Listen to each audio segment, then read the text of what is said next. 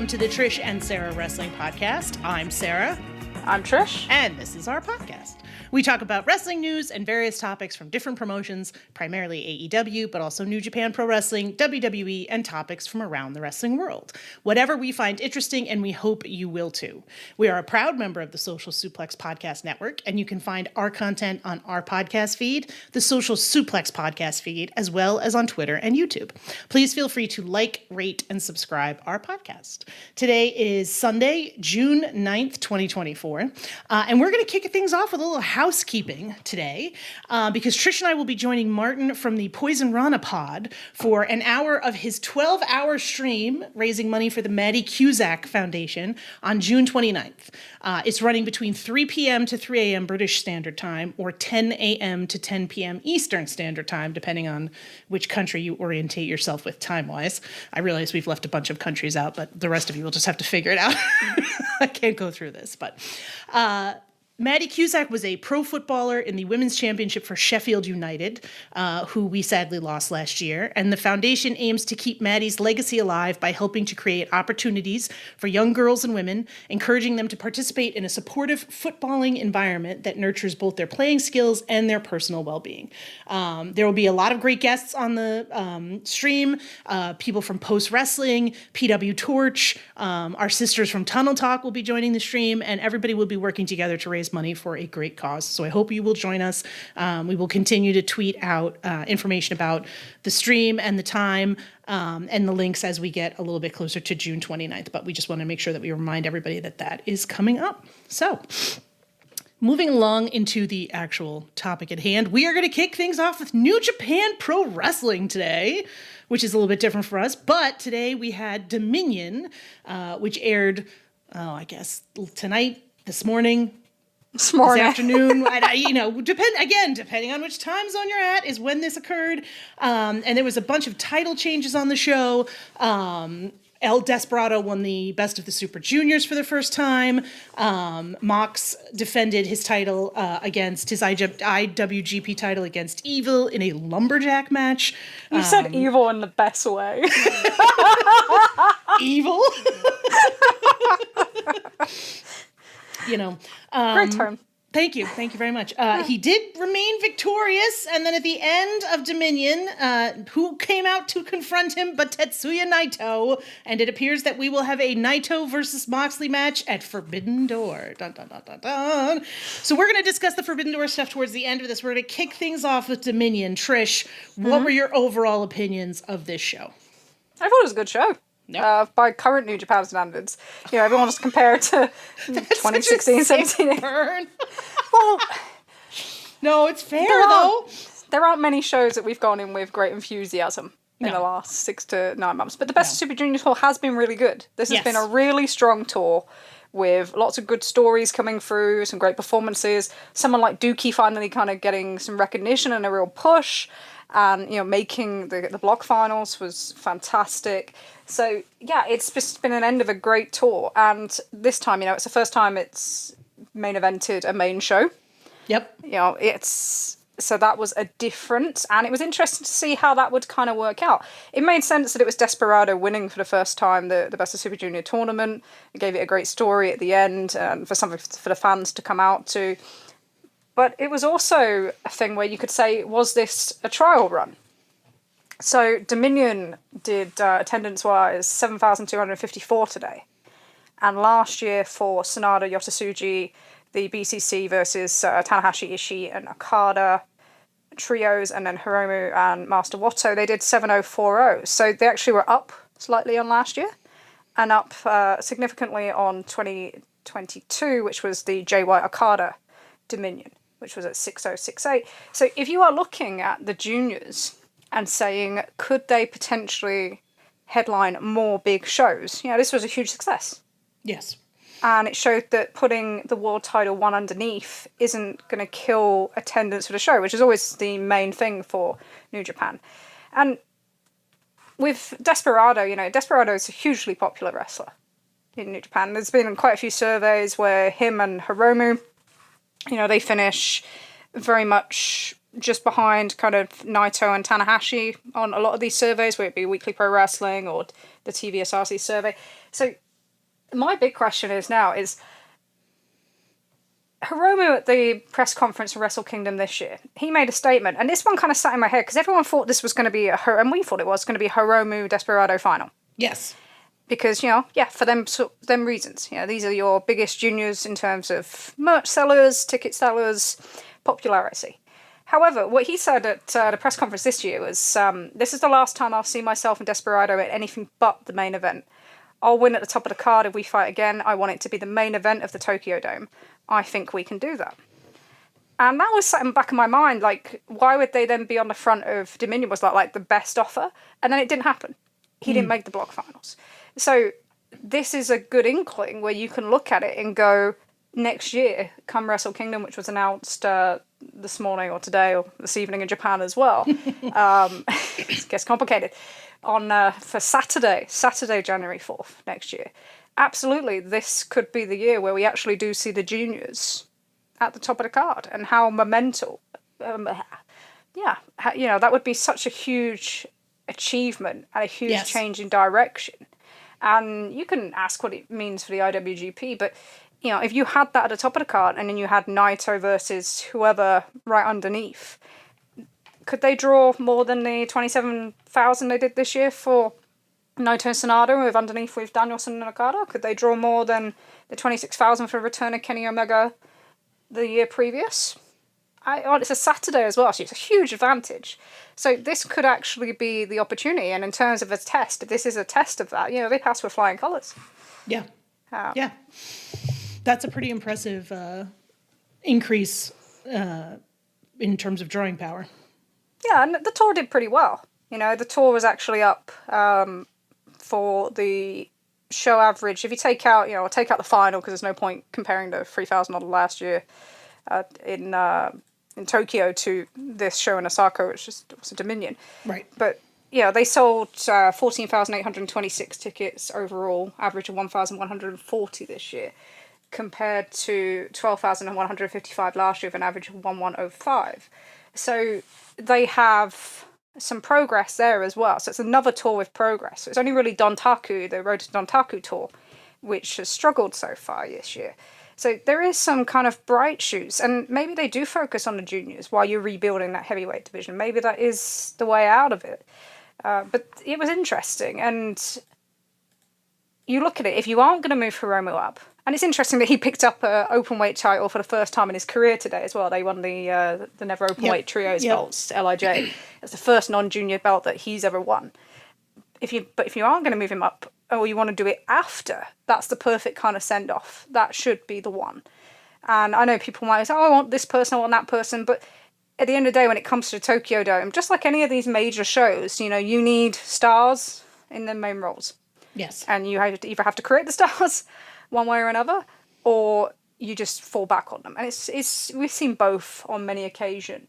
But this would be one where these guys are stars, but you could actually make them bigger by being in this stadium environment together. So I think it's a really interesting concept, and something that I think has gone under the radar with this, because all the talk going into Dominion has been, Moxley, Evil, Lumberjack match, what's the IWGP title worth now, and all this stuff. But we've actually missed, the big story. It's, look how successful the juniors were in this spot. It worked. Can this now be replicated on a bigger scale? I think it'll be interesting to see moving forward, and it's nice to have some positivity, I guess, or positive news coming out of New Japan, since it seems, like it's been a lot of, Yeah, so there was quite a bit of news this morning. So the G1, running from July 20th to August 18th, beginning Osaka, ending at the Ryogoku Kokukikon, one of my favourite places in the world now. I love that place so much. Is returning to 2 blocks of 10, thank God. Yeah. We're not an M1 Victory tribute show anymore. And that will hopefully improve the kind of just the standard of the matches, the amount of great matches that you can possibly have, the matchups, just everything. It's good to go back to that format, but they've changed it slightly. So there will be 3 that come out of each block. The top person will qualify with a bye for the block final, and 2 and 3 will then face each other to face the first. So that should hopefully create a bit more drama around them last few days. And the G1 is going to have a bit of a tournament to get into for 2 competitors as well. So there'll be 18 names announced on the 16th of the 6th, which is the or 616 if you for our US friends. I was getting in trouble for doing that. But they're going to announce 18 competitors on that show on the Seoul tour, and then 2 qualifying. So that gives some stakes to that tour as well. So they are looking at trying to make things these kind of local incentives or things with stakes to come out and see these things, rather than just being, a show full of house show matches, essentially, with maybe like a junior title match or junior tag title stuffed on the top. So I think that's kind of an interesting concept, but it's lovely to see it go back to 2 blocks, because man, that format was just horrific. But what that does mean, and I think we kind of got spoiled a little bit on this last night with the Capital Collision poster, is that your champion needs to be working the G1. Yeah. And, people say this has been really complicated because people have got really upset about anyone that says, well, Moxley's doing all the main shows, he doesn't need to work every tour. But some of that's been kind of infused by a lot of the New Japan face wrestlers. Yes. So it's been really complicated. You've seen, Hiromu make statements about, someone being out working every tour. Shota Umino, who stood in his corner with his backup, is saying, someone needs to be out working his show. Sanada, Ren Narita, there's a lot of the young guys, Umura, Tsuji, all of them. So there's been this really controversial feeling that's actually been generated a lot by the wrestlers and hasn't really played into the story. Actually, in the story, Moxley's defending the IWGP and New Japan with the help of the 3rd generation wrestlers. So it's kind of been really complicated around that. But I do think that there is a point in there that we saw with Jay Wright's title reign and how kind of numbers just disintegrated during that because he wasn't there on them tours. You do need the belt. Dontaku, is that because they didn't have the belt on that tour? Did that play an influence in the drop in that numbers and that being the only tour to really struggle this year against last year? Perhaps. So they need a champion in G1. And, Capital Collision poster, there's no John Moxley. No. Very interesting. So, he's been great for their US shows, but there isn't. So it looks like they are going to return the belt back to Japan. And it will likely be... Oh, come on now. It will be... Why am I even doing that? Why am I wasting my time? Why am I wasting everyone's time? It's going back to Tetsuya Naito. And I know that some people would... a lot of people really wanted to see it kind of move on to maybe Shota Umino or one of the young guys. But the way these things work, it was probably the most likely thing to happen. They want a strong champion going into Wrestle Kingdom. Yeah. So we go into the G1, win a G1, facing the champion at Wrestle Kingdom. It makes perfect sense. They need a big autumn, big fall, big winter, because they really struggled last year. All the figures were out about how much money they lost in quarter 4 or quarter 2 Japanese. There was a lot of coverage of that. So, and they said, well, you didn't have big events last year. Well, we've got a similar event calendar this year with the addition of Historic Crossover being back, but this time being in Osaka, which didn't run last year, but drew over 7,000 in Tokyo a couple of years ago. So they need that belt on that tour on a G1 and then on the subsequent tours. They're not running, so far they're not scheduled any more US shows for the fall.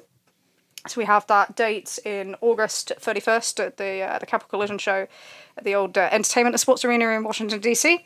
But then there isn't the similar show has been announced so far for Royal Quest in the UK. There's not the Lone Star Shootout show that we had in Garland, Texas last year, or the show in Vegas, both of them which were awful draws. The one in Garland sold like 720 tickets. Yeah, that was brutal. Yeah, $48,000 gay. How much money did they lose on that show? Yeah.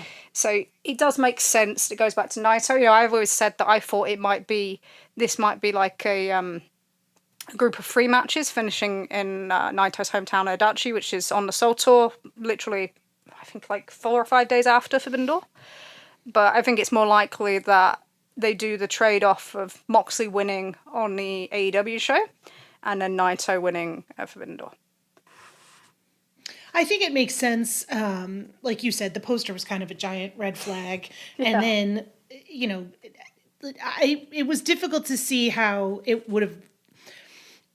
I appreciate that everybody wanted to see one of the younger guys win, but I think it was difficult to see how that was going to play out. It seemed to make the most sense from a booking standpoint that it would go back to Naito. I don't know, just from my perspective anyway. It certainly adds a little bit more intrigue to Forbidden Door in terms of that show and makes it, I think, a little bit more appealing because I'm not sure if there's anybody else that Mox could have faced, politically it would have been impossible to put him against a CMLL guy, I think. Or maybe not, but it would have been more challenging. And I think it makes the show it gives the show another good co-main event. Yeah, in essence, and this is no disrespect to Swerve and Ospreay, but it is the star match. Yeah. It's the match of names that people really know. So it's good to have that sitting there as well. And their first match was hugely successful. And when you look at Moxley's reign really confuses me, right? I can't... There's so many parts to it, and I feel so differently about it that I probably couldn't give you one opinion on it. Do you think that, so I guess a two-part question for you, Trish, then. Mm-hmm. Do you think that this was always the plan in terms of bringing the belt back, that it was going to happen here at Forbidden Door? Or do you think that this is like, hey, that the decision was made, all right, we're going to end this now. And if it had been more successful or if things had happened differently, they might have kept it going? Because I'm curious about like whether this is like a long-planned time or if this is like, hey, we need him back on TV. I'm kind of mixed. So this was planned out from January, and Moxley hasn't really done anything of significance in AEW since then. Yes. And I do think that it was planned to go back at Forbidden Door. I think there was a diary thing that Naito wrote the week after Windy City Riot, where he basically, he lauded being the first person to lose it to somebody from a foreign organization in New Japan history, and how ashamed he was, and it was like a criminal coming to your house and maybe you have to go into someone else's house to get it back, and it kind of spelled out Forbidden Door. So I've always thought it would be Forbidden Door, and I actually thought, I thought there would be a third match in IG, but here's the kind of question that goes back, right? My question is, did they think that they would run this period without Jon Moxley on AEW television originally? Were they going to let him go and be part of just New Japan for this period? And then did they panic because not long after, he was off TV when their numbers started to drop? Right. When, Darby was off and Paige was off and other people kind of left TV, and they kind of went on to just focusing on the new signings. And then it felt like Moxley was rushed back to TV to try and help those numbers. Yes. So my feeling was maybe that would have been better. Do you think, right? So, there's been a lot of talk about NXT ratings. This is a side, but it kind of makes sense. And something I always think of is in 2021, 2022, especially 2021, because that's when it folded. You went from NXT having like a big program with the Cole O'Reilly thing that was taking chunks out of Dynamite just before they moved to Tuesdays. And then that program was kind of done. And then people were kind of, that roster, the top end of that roster was stagnant. And they'd seen the stories and they really struggled numbers-wise. And they had like a huge crater. And one of the things that happened is when this kind of new rebrand of NXT, where I talk to people that watch NXT, there are plenty of them, honestly. Yeah. You probably don't believe it, but there are. But when you talk to people that are, is they are able to invest in these new characters now and they see their development. And the people that they thought were stagnant aren't there. And I did wonder do you think it would have been better if he had taken a break and been able to recharge and the audience was given the ability to miss him? I think so. I mean, I don't know that I can say from my perspective that Moxley has been used effectively as someone who's had the IWGP title. Like, his matches again, Moxley is Moxley. He's always phenomenal. The last thing I'm going to do is say Moxley is not good. That said, some of his matches are incredibly phenomenal and some of his matches are not, right? I don't think that Mox versus Hobbs was particularly good. That was a poor match. Yeah. Mox versus Takeshita was great. I actually really enjoyed it. I know that it wasn't for everybody, but I thought it was great. But that said, it does have that kind of like, he shows up, he does a match, that's it. There's not a lot of storyline as the element to it.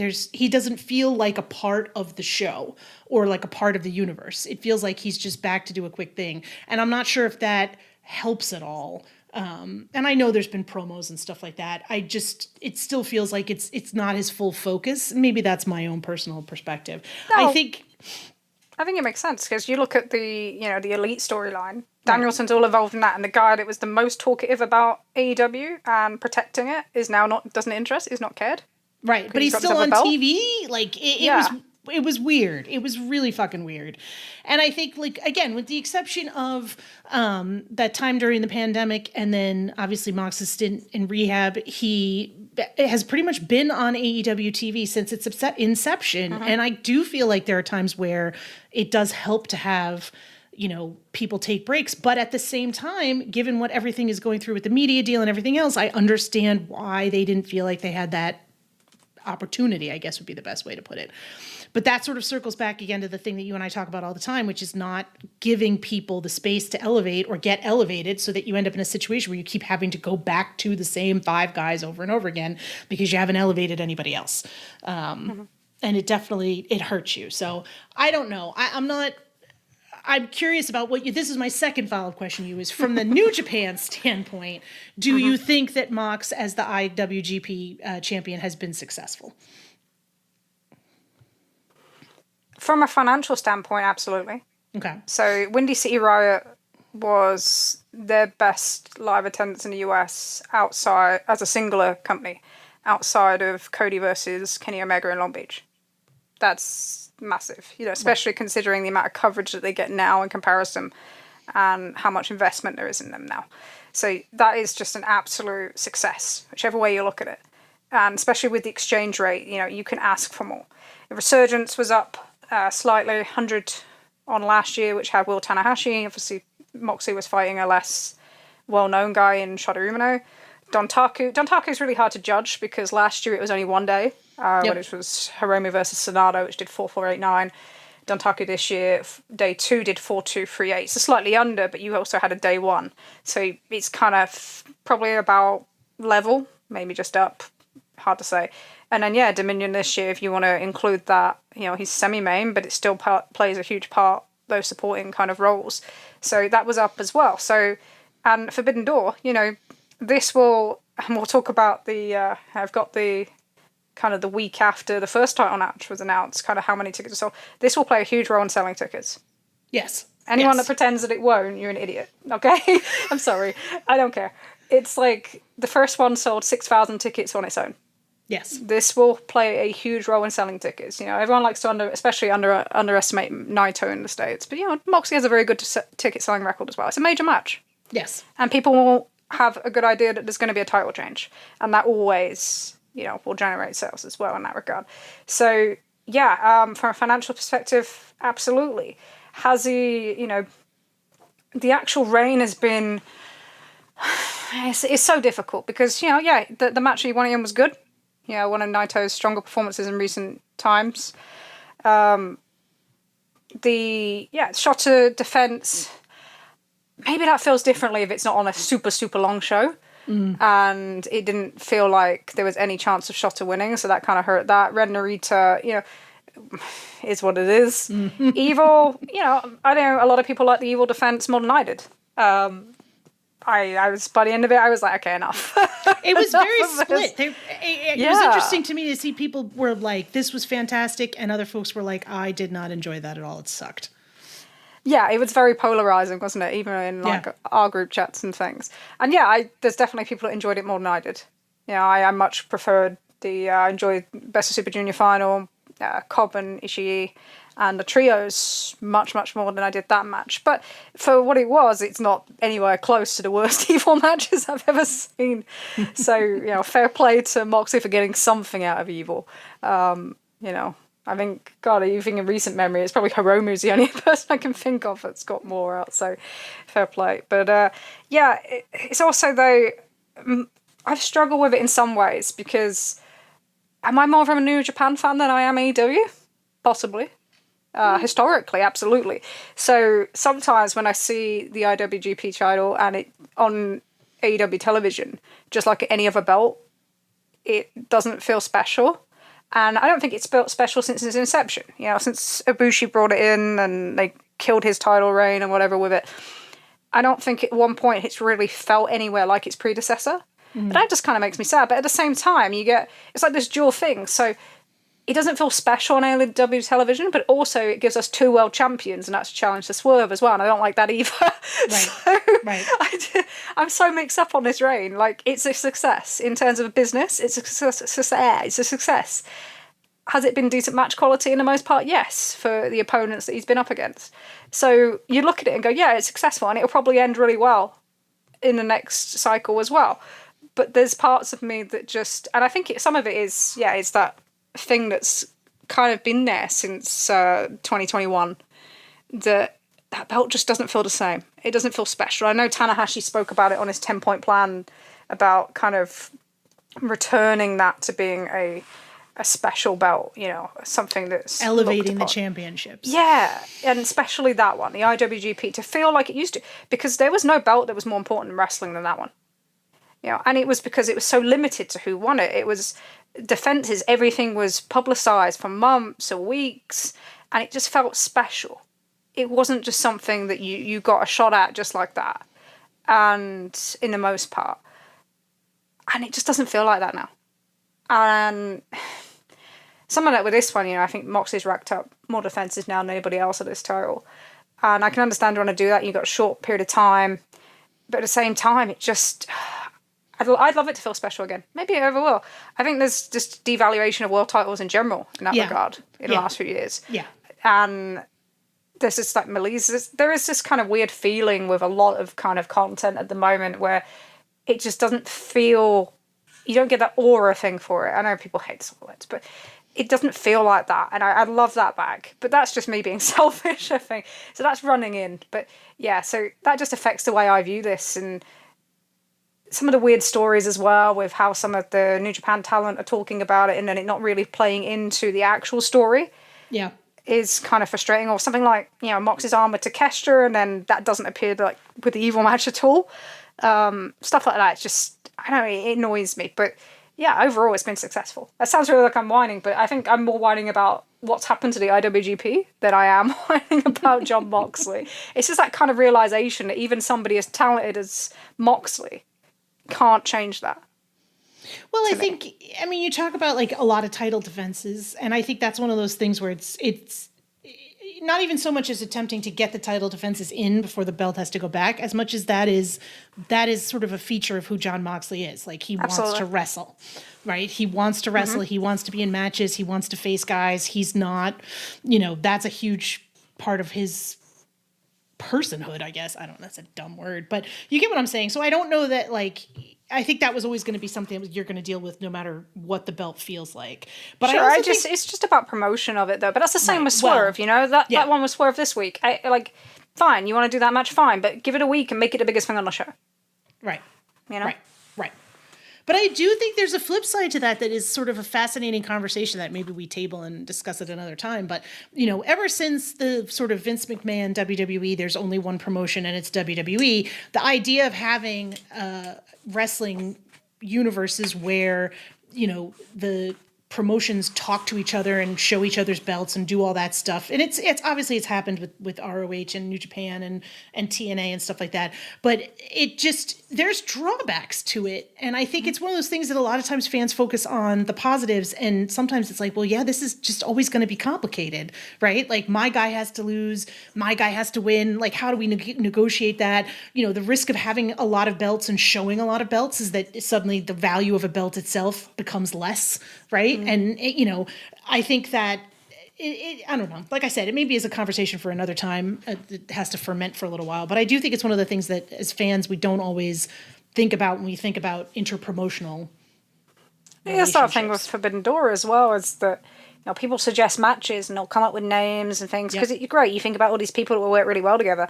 But it's like Shingo Takagi, right? Yep. So he's the never champion. Yep. Yeah, or maybe they change that on the Soul Tour. But at the moment, he's the never champion. Are they going to allow their never champion to lose to anybody? No. Probably not. And so that stops, if you want that Danielson match or you want that Adam Page match with Shingo or that, Swerve Strickland, which would sound great on paper but probably isn't the drawing match that Swerve needed. So as we discussed last time. Right. But you are then restricted because he has the belt that's basically been the kind of acting as the de facto main belt domestically for tours, with the global title and the IWGP being out. Right. So... yeah, there is that element of that where that's where these shows are always kind of hard sometimes because it's not just getting these people to work together and deciding who's going to win and lose. It's then accounting for all these storylines that are going on in each company.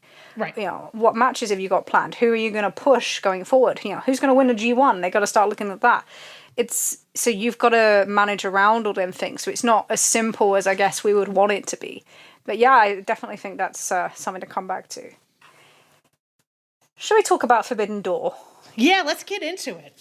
Seems like the card has come more into firmness. Firmness is a terrible word. It's firming up. So let's see. So far we have Toni Storm versus Mina Shirakawa for the AEW Women's title.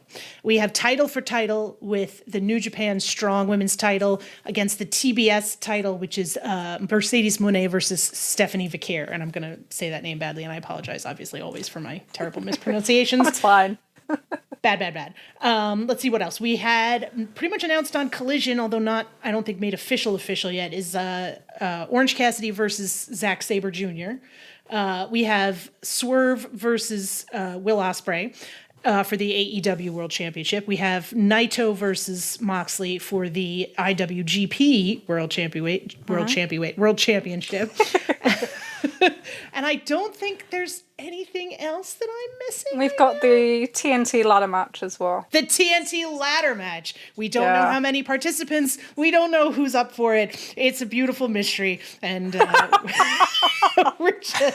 What would these matches and tournaments be if we actually knew who was going to be in them? Or how many people? We'll get to that in a minute. But yeah, we don't know. Like, some people are in it. You know, it's a surprise to all of us and probably to the wrestlers too.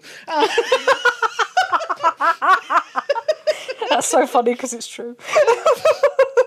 Anyway. So this is, so far I'm excited for Swerve versus Ospreay. I know that we'll talk but everybody got real worked up about that one when it was announced last week. But I'm excited for it. I think it's going to be a fantastic match. I'm excited for Orange Cassidy versus Zack Sabre Jr. I thought that the 4-way last year was great and I really enjoyed it, but I would like to see those guys in a singles match, and they haven't had that yet, at least not in AEW or New Japan. I think Mina versus Toni is going to be spectacular. I'm really enjoying that storyline. I'm really enjoying all the stuff with Mariah. I'm excited that Stardom is involved, and I'm very confident that Mercedes Moné is going to have a great match with Stephanie Vaquer. So, so far, so good. I mean, and we obviously talked about Mox versus Naito. We're going to talk a whole lot about Mox versus Naito in the next few weeks. And everyone have you noticed everyone just thinks I'm a Naito fan now? It's like, in our group chats, I'm getting, But in our group chat, I'm getting murdered for are you celebrating the Shield reunion or the Shield turning on each other? Come on, no. We're going to talk lots about that, don't you worry. But it's a decent looking card. I know there's been a lot of criticism around this isn't like a New Japan AEW show anymore. And I don't know, to me, I've never thought of it as an actual joint show. I know how it's been marketed, but it's always felt like an AEW show with New Japan wrestlers on. I don't disagree with that. I think maybe the first year, with us not knowing what it was going to entail and how it was going to be, it might have come, we maybe thought it was, but I think it's pretty clear since last year that it is, and since the first year actually happened, that it is a AEW show with New Japan Pro Wrestling wrestlers. Yeah, well, there was things like, the 4-way for the IWGP, which wasn't the original plan. There was about 10 original plans, actually. That whole show was so snaked in. It's crazy. Yeah. And the show finishing with an angle for blood and guts. Yeah. So it became, and I was fuming at that time. I remember leaving the venue and I was angry, and about 10 minutes later, it's fine. It's like, I saw Tanahashi turn the crowd. He's a witch. I love it. But yeah, for that 10 minutes, I was like, arr! But I don't actually see as much issue with that as some people, because the crowd of AEW and a lot of the people that are going to these shows are not as much New Japan fans as they are AEW fans. And the people that they were invested in, the people that were presented to them as huge stars on those shows, are mostly now in AEW. Right. It was Okada, it was Ospreay. They were the main two guys that were getting the kind of the push in those shows. And Jay White. Yeah. Not as much as those two, but he was definitely part of that that 4-way at the beginning. He was, yeah. But yeah, Jay's a difficult one. I'll get myself in trouble when we talk about Jay White again. But yeah, he's a difficult one. But no, the point is that even then you could tell the difference in the crowd from Chicago to Toronto in terms of who they knew, Yes. how much of the New Japan stuff they were invested in. Sonada, nobody knew who he was. No. Which is one of those things. Even like little things, you listen to crowd participation and you see something like, Tanahashi comes out, and in Chicago they're all going go Ace, in Toronto not so much. So they are moving away from that. So you needed to do something different this year. We all felt like they needed to do something different. And that meant, with the world title, we talked about it last time, we said it wouldn't be a surprise if Swerve didn't face somebody from New Japan. No. And he's not facing someone from New Japan. I think we thought he would be facing someone from CMLL. I don't think any of us expected this. No. Yeah. And, this is definitely a short-term decision. It's not something that was Yes. long thought out. No. But do you know what? Actually, I think it's kind of the right time to do it. I agree. And I'm not always, I'm not big on babyface versus babyface. No, we're going to get into this. I feel like we need to put that aside because I want to go and talk about this because, Cool. could we have some fucking heat? But, and not as part of the not as part of the Forbidden Door discussion. But yeah, I agree with you about babyface versus babyface. We're going to get into that. But yeah. I'm not big on that. But there's lots of reasons to do this now. So he needed a big match. Yes. He needed a match with somebody, who's getting a lot of following, whether they're hot because of that or whether they're a main name. And there wasn't really anybody else available. So this makes a lot of sense. It gets rid of that thing about, best in the world that they've kind of been running that's kind of not overshadowing, but it really doesn't help Strickland. No. So you can get rid of that all in one go. It gives him a big win, hopefully a memorable win. And I don't think he's losing. No. Okay? Because I don't think they're stupid. And we'll go through why in a minute. Because I've been waiting all week for that one. So, as the person on the receiving end of some of your personal messages after this was announced, I know. Right?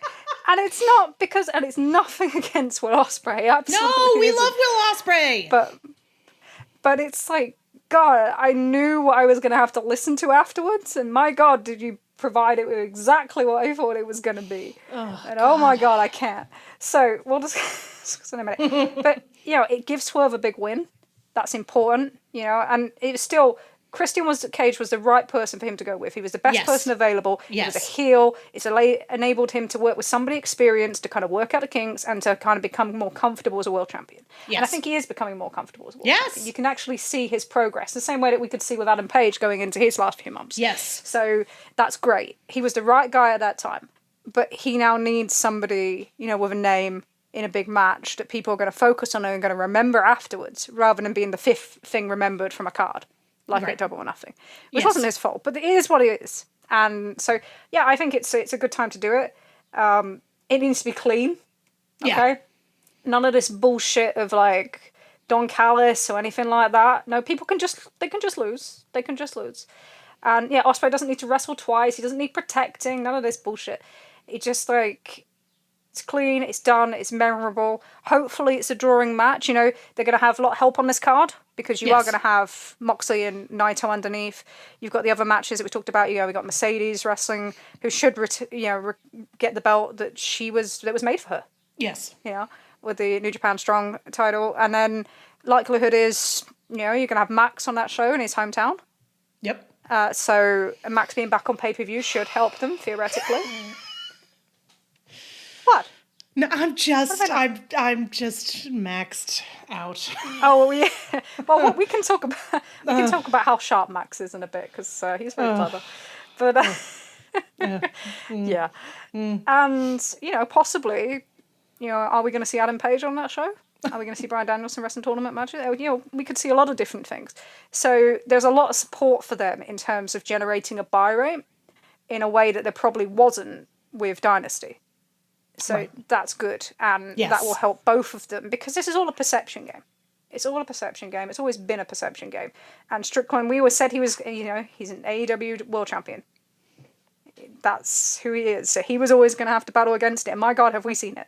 Yes. They're all very quiet this week, by the way, because his main event did well. Apart from, it didn't do so well in 18 and 34, which nobody cared about 2 years ago when Hangman...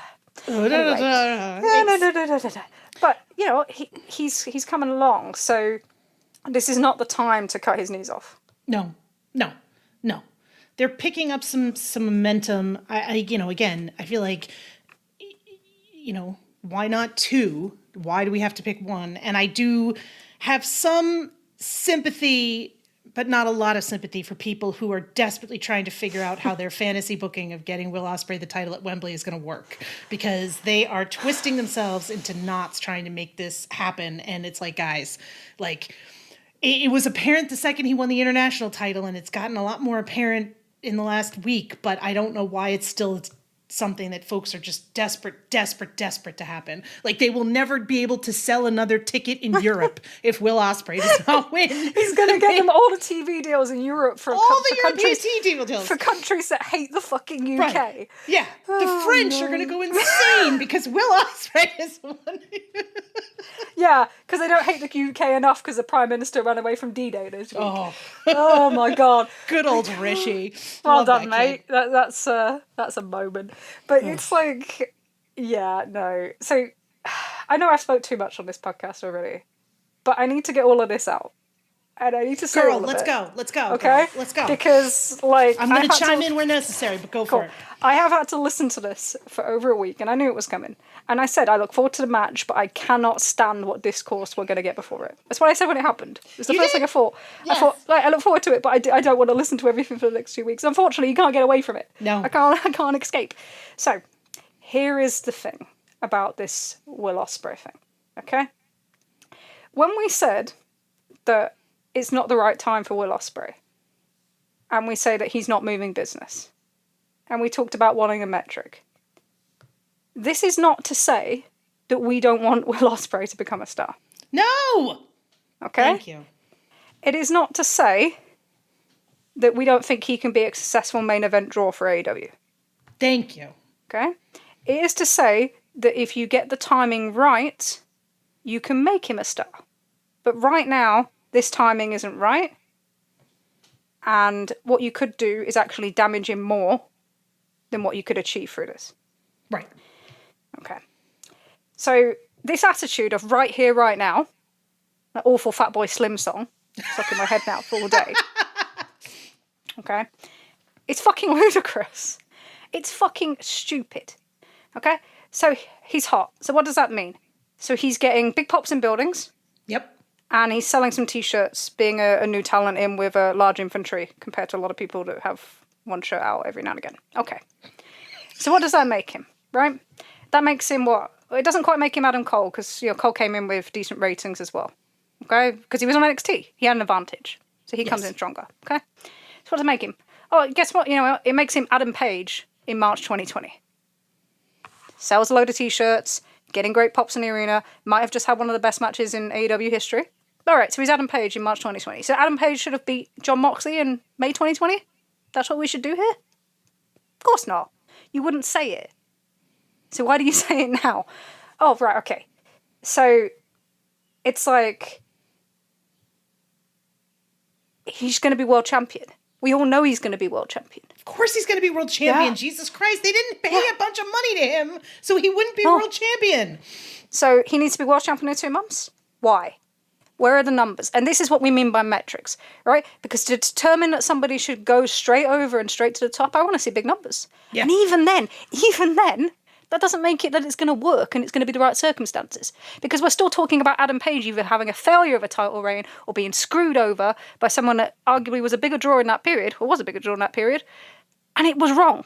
Right. So it doesn't fucking matter. You have to get this right. Okay? So, what he is doing now, of getting hot, because he's come in hot in crowds, but it's not moving other numbers yet, means that he's exactly where he should be. He's a world title challenger that gets defeated, that everybody knows afterwards is going to be a world champion. That's it. It's exactly what he should be doing. It means that you might want it more. Because if you say that they want it more, well, how many tickets is sold in the last week? And this is no disrespect to anyone, okay? Because somebody's going to take this out of context, I'm sure. Right? The first 5 days after the announcement, they sold 184 tickets. The last 2 days, they released new tickets in 116, 117, and in some of the upper tiers, which I know you've seen. Yes. So, yeah. So they did 305. 489 tickets a week. That doesn't tell me people are desperate to see him win the title. It doesn't show me that. Like, this is what you're talking about right here, right now. If there was this massive demand, it's probably still not the right time. But there isn't. It doesn't exist yet. You have to manufacture it. You have to build it up. You have to get him in there with program after program to the point where you have that. So then maybe, if you get it right, he can deliver those babyface chase numbers that Adam Page did where he was selling out buildings and putting 0.35s into 0.45s. That's what you want. The money is in the babyface chase. People say the money is in the babyface star. You want to cast the stars now. Right. We don't live in an era anymore where you can have somebody win a stadium and they become a star. Because we don't consume media as a unit anymore. We don't all read the same newspaper the next day and get told this is a star, so we all believe it. Right. You know, people won't be listening to this if they all consume the same fucking thing. Right? But that's true. Facts. We don't. It's fragmented. Yep. And it's not just the way that we do wrestling. It's the way we do everything. That's how, film industry is finding that out big time. Yep. At the moment. Music industry is struggling to create new stars because unless you're a known commodity and people know kind of what you are, you're not getting that kind of that drive. And people are looking more for moments or small kind of 5-minute stars through something like Instagram or TikTok, but that doesn't convert now into, people going to shows. So it's different now. You cannot survive on one person. I think there was a quote from Kenny. You'll remember this Yes. one? Yes. Yeah. On MJF. Yes. It was on MJF's title reign last November. And I have to find it because I've made so many notes on this because I was so mad. There we go. And he said, trust me when I say it's not one person who makes a promotion, especially in the year 2023. I don't think any promotion is built its entire existence off the back of one performer. And he's right. So because of this fragmentation, we all pick things differently. We all like things differently. And we actually like to be able to pick the people that we associate with. And this has crossed over into popular culture, because if you look at like the big film releases of the 21st century, 9 out of the 10 major releases are ensemble casts. Avengers, right? Right. I think other than Spider-Man, and he's kind of half an Avenger, half WD. Who knows? Warner Brothers, I don't know. But other than him, right? None of those kind of one-person things have outdrawn in the box office the main Marvel films, the Avengers films. So that ensemble cast where you can pick who you like more. Do you like Thor? Do you like Iron Man? Do you like the bad guys? Do you like Loki because they're all fast? Right. Whatever. You have that thing to pick from, and you have that cast of characters, and that's so important now. You don't, this idea of looking for one guy now is foreign to us now. And even with WWE, people say, oh, Cody, or Cody came in with ratings, Cody came in with ticket sales, Cody actually came in with merchandise sales. All they did was exemplify it. They did a great job of it. Yes. But it's not just Cody. Sami Zayn was in there. Roman Reigns finally kind of managed to be there. Even a guy like Seth Rollins was doing, his way. Rhea Ripley, Becky Lynch went down NXT. You see what numbers she put up. McIntyre and Punk's thing works. Orton come back. They have a cast of stars. And people are invested in different ones, and that is kind of fueling them. If you get that mix right, that will do you better now than trying to push one person, because no one's ever going to agree on one person anymore. No. We don't live in that world anymore. You need to stop it. You need to think it through. Like, there is a world outside of wrestling. I know it's hard, but there is. And this is what things are changing to. And we are seeing that in wrestling. And, I think it's really funny because New Japan, who a lot of the people who really want this were really into, their golden era, there wasn't one guy. If you think it was just the Okada show, you're an idiot. I'm saying idiot a lot today. I don't care. I'm fed up. Right? You had huge chasers. You had Kenny Omega. You had Tetsuya Naito chasing them. You had Tanahashi, who led that thing through. You had Nakamura before he went. Then you had the people on the edges, the Kota Ibushi's, the Jay Whites, the Will Ospreays, the Shingo Takagi's, the people that they couldn't quite get to that level. But they had a group. It wasn't one person. Yeah. And the idea of this is if you don't screw this up and you don't cut Swerve off the knees and you don't make him into another Hangman for that period of time, then maybe you can have 2 stars instead of 1. Right. That's the point. We can have 2. We don't have to have 1. We don't have to pick 1. We can have 2. And they all offer different things. So when people say, who's the biggest star in AEW? Well, is it Mercedes Moné and her Hollywood connections who came in, and Pay-per-view did all right. 132, 133,000. Did much better than Dynasty. Yep. Is it the Bucks that just sold 3,000 shoes on a Reebok deal that nobody else has ever got and also did that pay-per-view bar rate? Is it Kenny Omega who came back in and did, the best growth quarter of the last period and holds many of the live event records, pay-per-view buys, you name it? Is it? Is it John Moxley who's been the best performing rating draw in the last 5 years? Is it Swerve Strickland who has more crossover than anybody in different areas, other than maybe Chris Jericho probably has similar crossover appeal, but Swerves are in different areas. He can adapt to new audiences that maybe aren't so familiar with AEW. Right. He's been in a ton of press, ton of media, film appearances, all that stuff. That there aren't a lot of people there that can do that. So everybody brings different stuff. Stop looking for one person when actually you need 5 or 6. How you manage that is what's important. But you need that cast. You need these different people to invest in. MJF, right? MJF comes back. He's driving us crazy, right? We feel like he's cutting Triple H 2010 promos where he's running down baby faces, but hey, because he gets cheered in the building, everything's fine, when they never have the drawing power to do. That's what it feels like, okay? But he's also sold the most shirts in the last month in a week. He gets big pops in the building. He sells pay-per-views. We don't have to like him for him to be successful. Right. That's why you need this cast. So I'm tired of this one person and we can just chop somebody off to make somebody else because it doesn't work. It doesn't have the effect that you want it to. They need to make as many people as possible and keep people invested in as many people as possible. So you need to calm down. Ospreay is going to be fine. Ospreay is going to be fine. There is nobody that Tony's more invested in outside of potentially the past like MJF and Punk than Will Ospreay. He's not going to be sitting in the back of programs. He's not going to be losing match after match and not winning a match for, a big match for 14 months. He's going to be 31 years old. He's going to be in big programs. For the next 5 years, possibly, probably longer, you have Will Ospreay, okay? Mm-hmm. So let's do what you want to do. You want to give Will Ospreay the title in a wonderful moment. I'm sure it would be great. No matter how they set it up, I'm sure it would be, blah, blah, blah. What does he do after that? Where does he go after that? We already talked about the issues AEW is having with heels. What's your next program for him? Who's he feuding with? How can you pay off that incredible moment if you don't set something up now? If you're just rushing to give him something at All In because you think you're never going to go back there for some freaky reason. And all you're doing is trying to create a moment. It's a WWE thing. You're trying to create a moment. And is it what? Because you don't trust him? So they're like, oh, he might not stay as hot as he is now. Well, maybe he'll be hotter. Have you ever thought of that? Yeah, we don't trust Tony's booking. Why don't we trust Tony's booking? Because he's messed up with world champions in the past. All right, okay, so how is cutting someone else off going to make that feel better? Right. How is it going to change that? So we're going to mess up another world title program for this. How is it going to make anyone feel better about, this kind of thing that people do feel of people coming in from outside being given more than the people that work their way up? This is why we said Swerve's reign was so important. You need to prove that you can work your way up inside AEW. That it's not just, waiting for somebody else to come in and take your spot. It's just infuriating. And I think sometimes they're doing more harm than good. They'll do more harm to Ospreay than good because people tire of it. We're tired of it. There's other people that are tired of it already.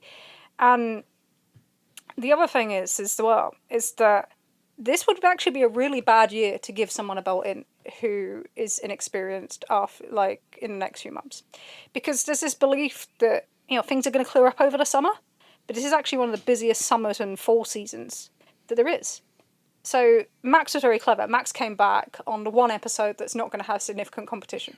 Yeah, he's you can think of it however you want. You can, I think Joe Lanza called him MJ Hogan. CM Punk. Yeah, CM Punk does had the same strategy a lot of the time. But he picked the one episode that went up against no major sports competition. And they went to a College World Series, but that's nothing major. This week they go against the NBA Finals. After that, they're going to get hit in the rankings by the Euros, the European Championships, football, soccer, whatever you want to call it. And then Copa America starts. So you're going to have multiple challenges. And people that don't think that's going to hurt them in the rankings or hurt them live when it comes to the Copa, have a look back at 2021. Have a look at the Champions League number that did a 0.9 the other week. I think Dave was incredulous, wasn't he? He was just like, wow, how does that do? Yeah. It's more global now. Again, it's fragmented. You can watch whatever you choose to watch. You're not led now. So these things will do bigger numbers than you think. It's the same way Formula One, became this global thing, which wouldn't be traditional for America. So you have that. And you'll have that going through to July 14th. You've got a couple of weeks off, which I imagine is where we're going to stick blood and guts in. And then we're into the Olympics. Olympics is going to kill everybody. Always does. We know what it looks like. Even though it's, time-wise, it might not be match up, but they'll put the gymnastics in the evening slots. They'll put the swimming in the evening slots. They'll put the athletics in the evening slots. The replays, they'll put the US women's national team in the evening slots. So that's going to kill everybody. And then what? All of a sudden we're all in, and then we're into election season. Yep. Do you really want to give somebody the belt and then watch those numbers get absolutely destroyed by US election coverage? Is that what you want to do? Because people are going to judge that. So you might say, like, oh, I'm going to blame the booker. And I've seen people doing that this week with Collision stuff for where he's positioned. But you can't protect anyone from perception. And they will look at that, and that perception will be, what's going on with that? Would you also want to give it to someone, like, new when everything's changing, depending what happens with this TV deal? Right. No. So it makes all the sense in the world that you have Strickland, you go through the programs that you're going to go through with him, and probably the next person needs to be experienced. They need to be somebody that can carry that and who can take that kind of perception hit. Probably needs to be a heel as well. I keep going on about this. He needs to lose. Yeah, well, let's talk about that face versus face shit now, right? Because I feel like this is a good spot for it. Mm-hmm. For me, this came out of watching Danielson declare himself for the Owen. Because I just talk about Owen. I just don't understand why no one is a bad guy. And I don't understand why we can't have matchups with fucking heat in them. I am so fucking tired of these fucking dream matches and these face matches. Like, for fucking Christ, can we have some kind of fucking feud somewhere? I'm just over it. I just feel like, and I do feel like when we do finally get a heel with some momentum, the balls get cut off of them for some reason.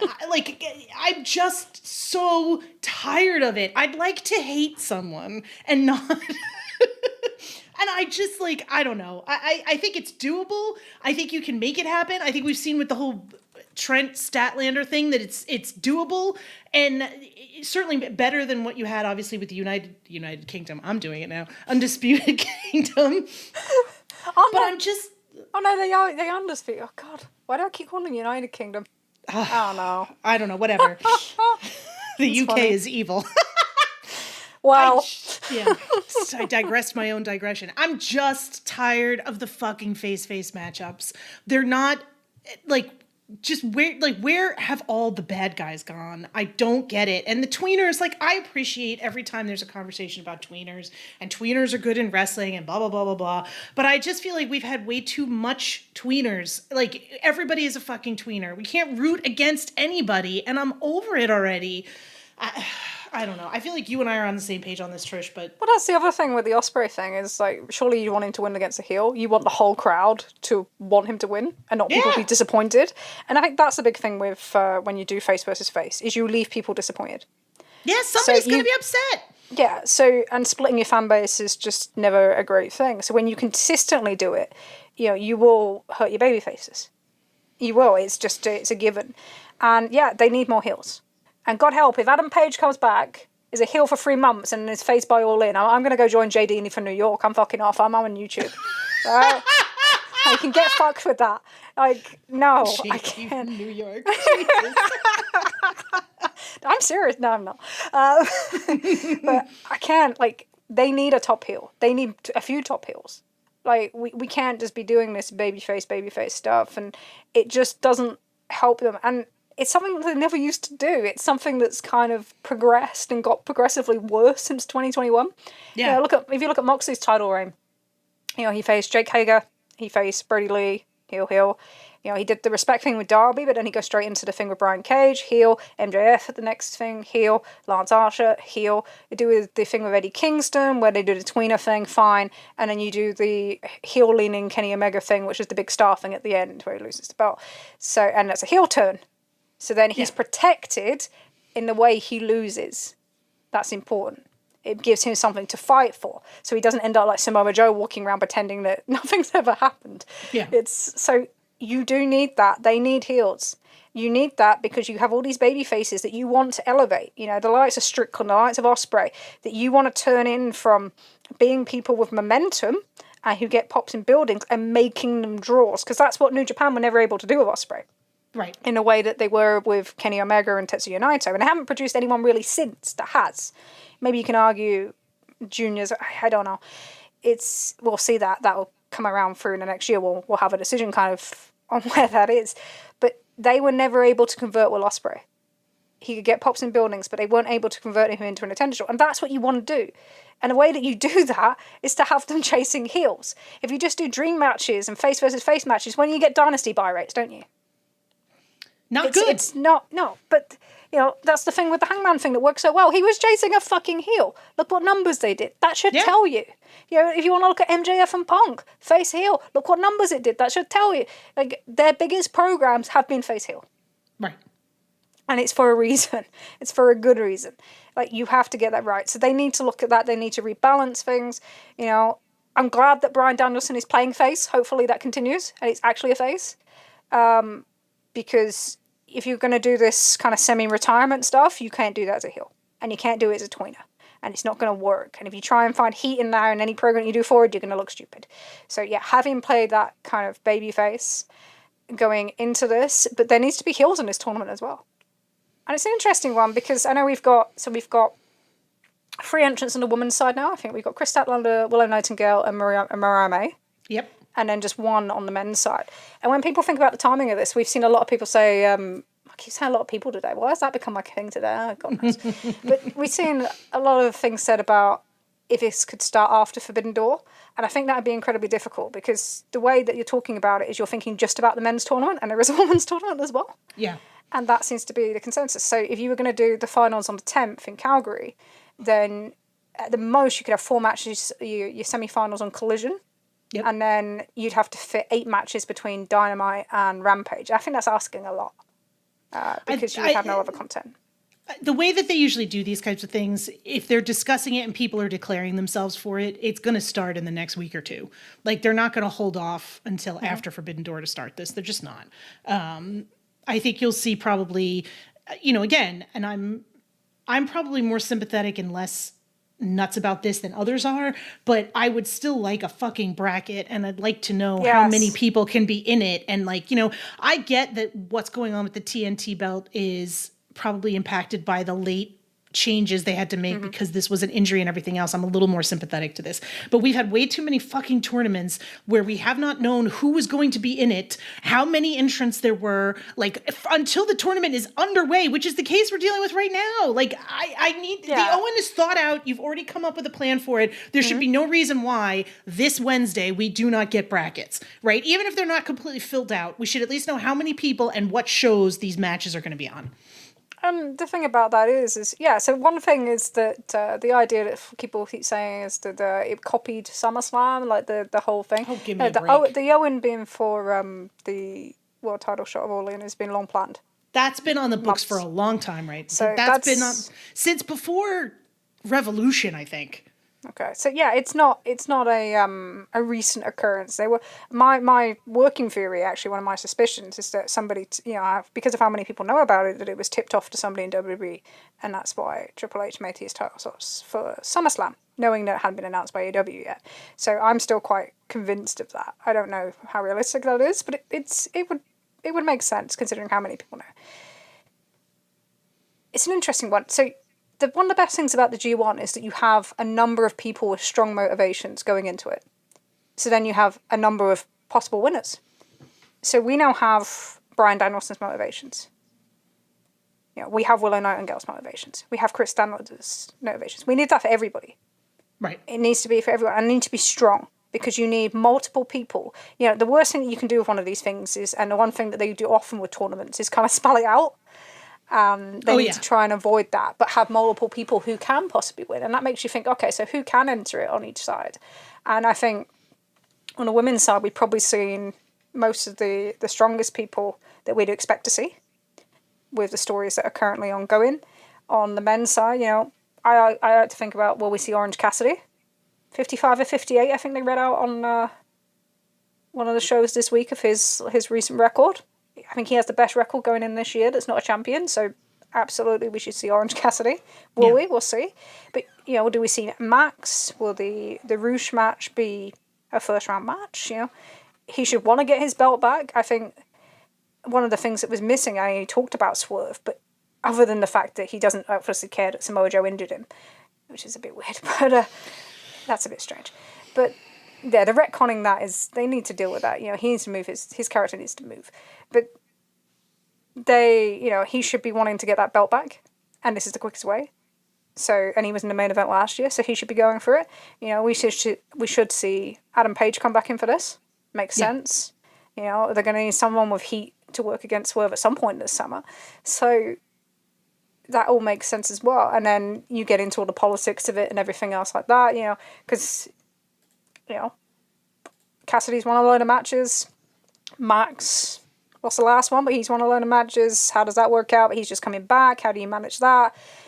Danielson's made a big deal out of his record, but his record's still better than actually in big matches in the last 14 months in Adam Page. So you're going to have to work all that out without hurting anybody, but also ensuring that you've got the best story going through the summer and making sure that you execute it. So I also feel like this is where the Continental Classic showed you that you can do shit like this and guys can take a loss and it's not the end of the fucking world, right? Like, there's no reason here why some of these guys cannot take a loss in this tournament. And I appreciate that you want to protect people, and I get it, but you'd be much better served having storyline shit and stuff going on than just trying to protect everybody and throwing up, 4 decent entrants and 4 lower mid-card entrants that are going to get sent out at the beginning.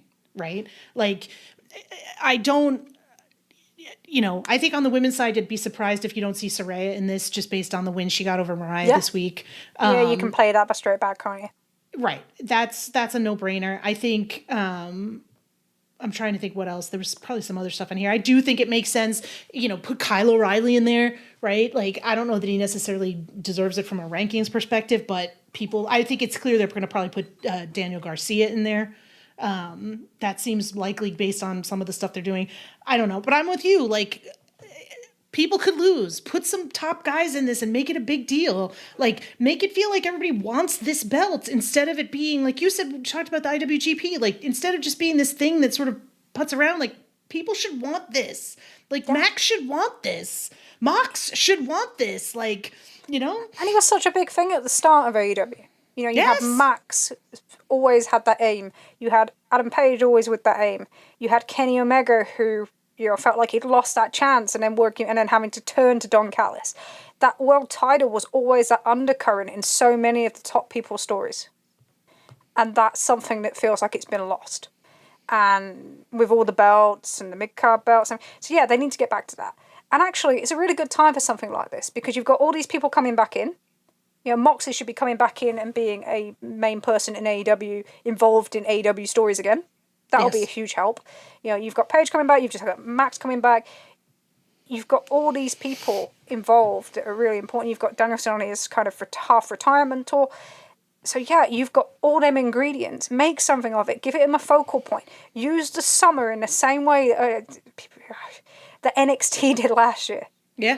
Big matches between key people. That's what people kind of get invested in. That's when you see the numbers go up. It's great having these people do matches against lower card talent, mid card talent, exciting matches. But people want to see the big people interact with each other. They want to see that progress. We had so many programs early on in the first few years of a rising star versus, a headliner. Let's have some more of that. We don't see that either now.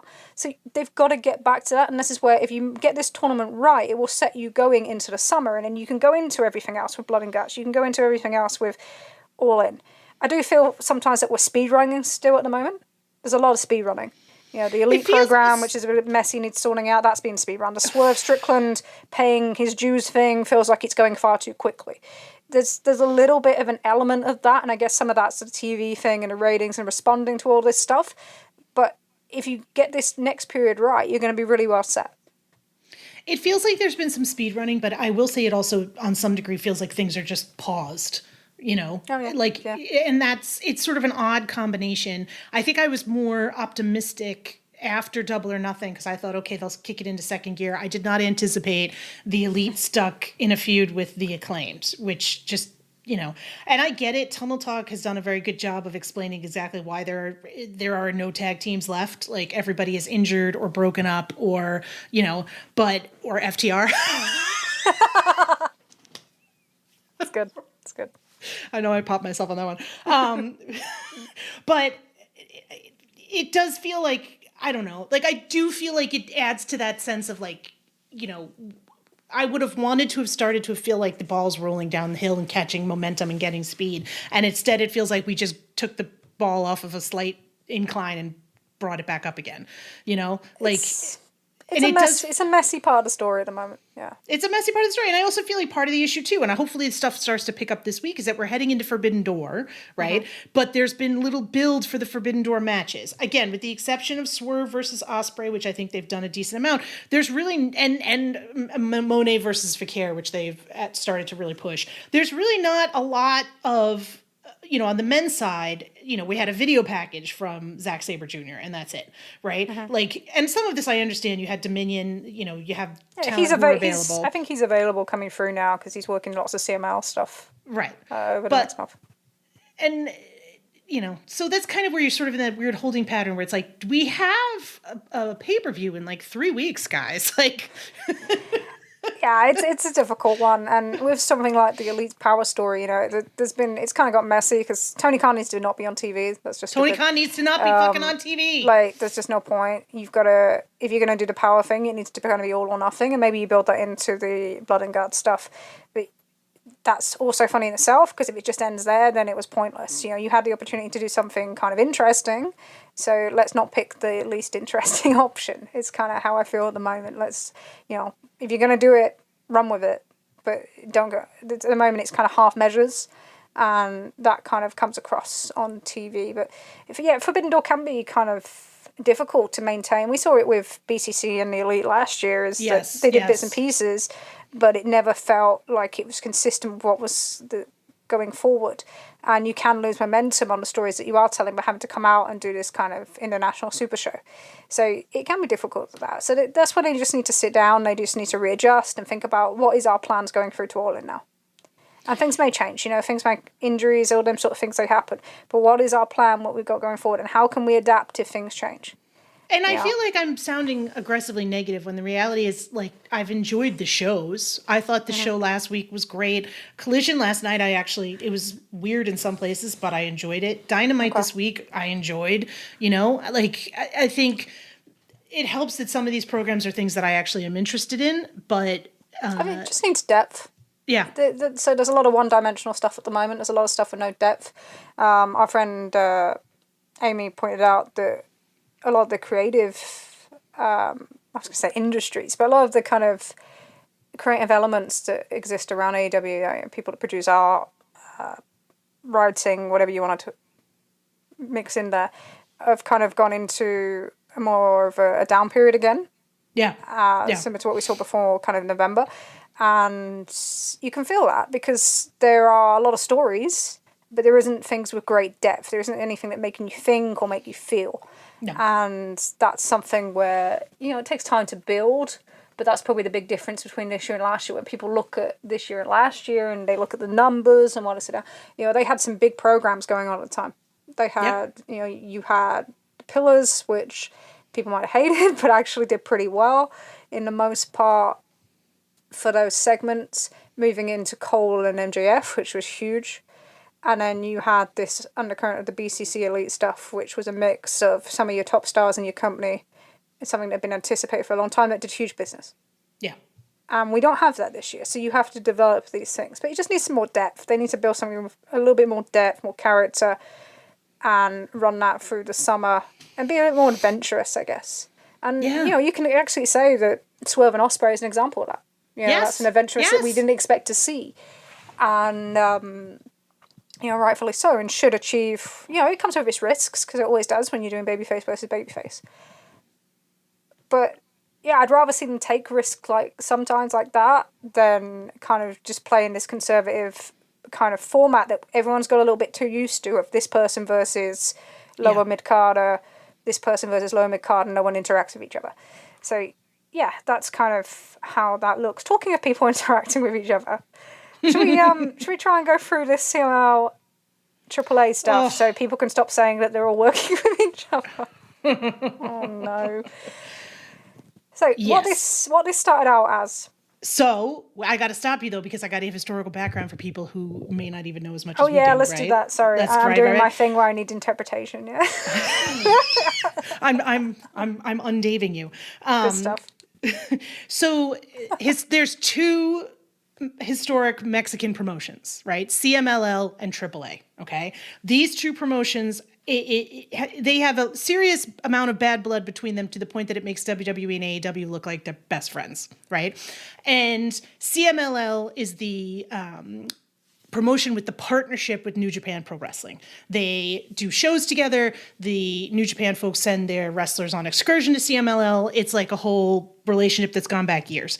AAA is a promotion that has historically had the relationship with AEW. Penta and Phoenix were AAA wrestlers. The AAA tag belts were defended on the first AEW pay-per-views because the Bucks had them. And then the Lucha Brothers had them, and it went back and forth.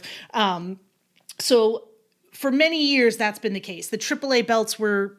Kenny Omega had the AAA belt when he was the belt collector, for those of you Mega Campeon, yes. Yeah. Mega Campeon. Vikingo appeared, and when he appeared on AEW, he was the AAA. So for many years, there's a reason You are not going to say that belt name again. I'm not make an ass of myself, just making it happen. I'll say Impact World Champion. It's fine. It's like me in a Mexican breakfast place in Denver. I still get stuck over that. Oh.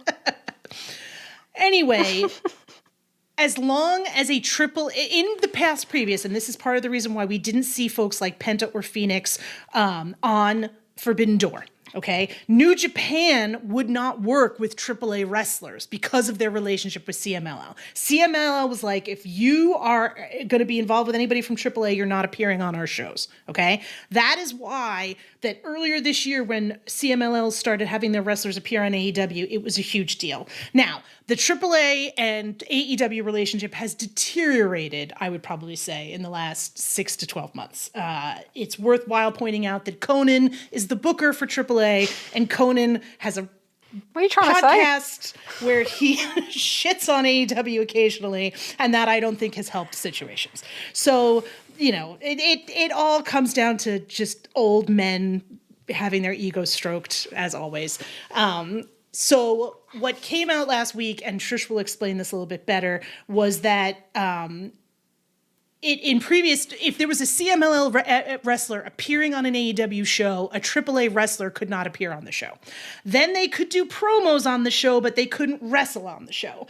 And now it appears as though CMLL has kind of softened. And it wasn't just AAA wrestlers that couldn't appear on AEW. It was any Mexican wrestler who was not affiliated with CMLL could not appear on an AEW show if a CMLL wrestler was appearing on a show. Again, like I said, this is decades old bad blood.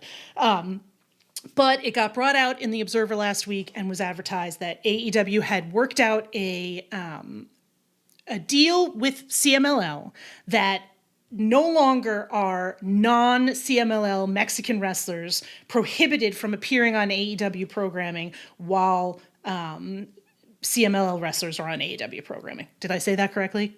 Sort of, yeah. No, the last point's the only thing. So it only applies to Mexican-born wrestlers. Yes. So someone can go and wrestle in AAA and be fine. Yes. If they're from the US or Canada or anywhere else. Yes. But not Mexican-born. It is really case by case. So we've seen with Phoenix that we now know that he's fine. So he can wrestle on the same programs as CMLL wrestlers. This does not mean they can wrestle each other. Correct. We're nowhere near that yet. It's slow progress.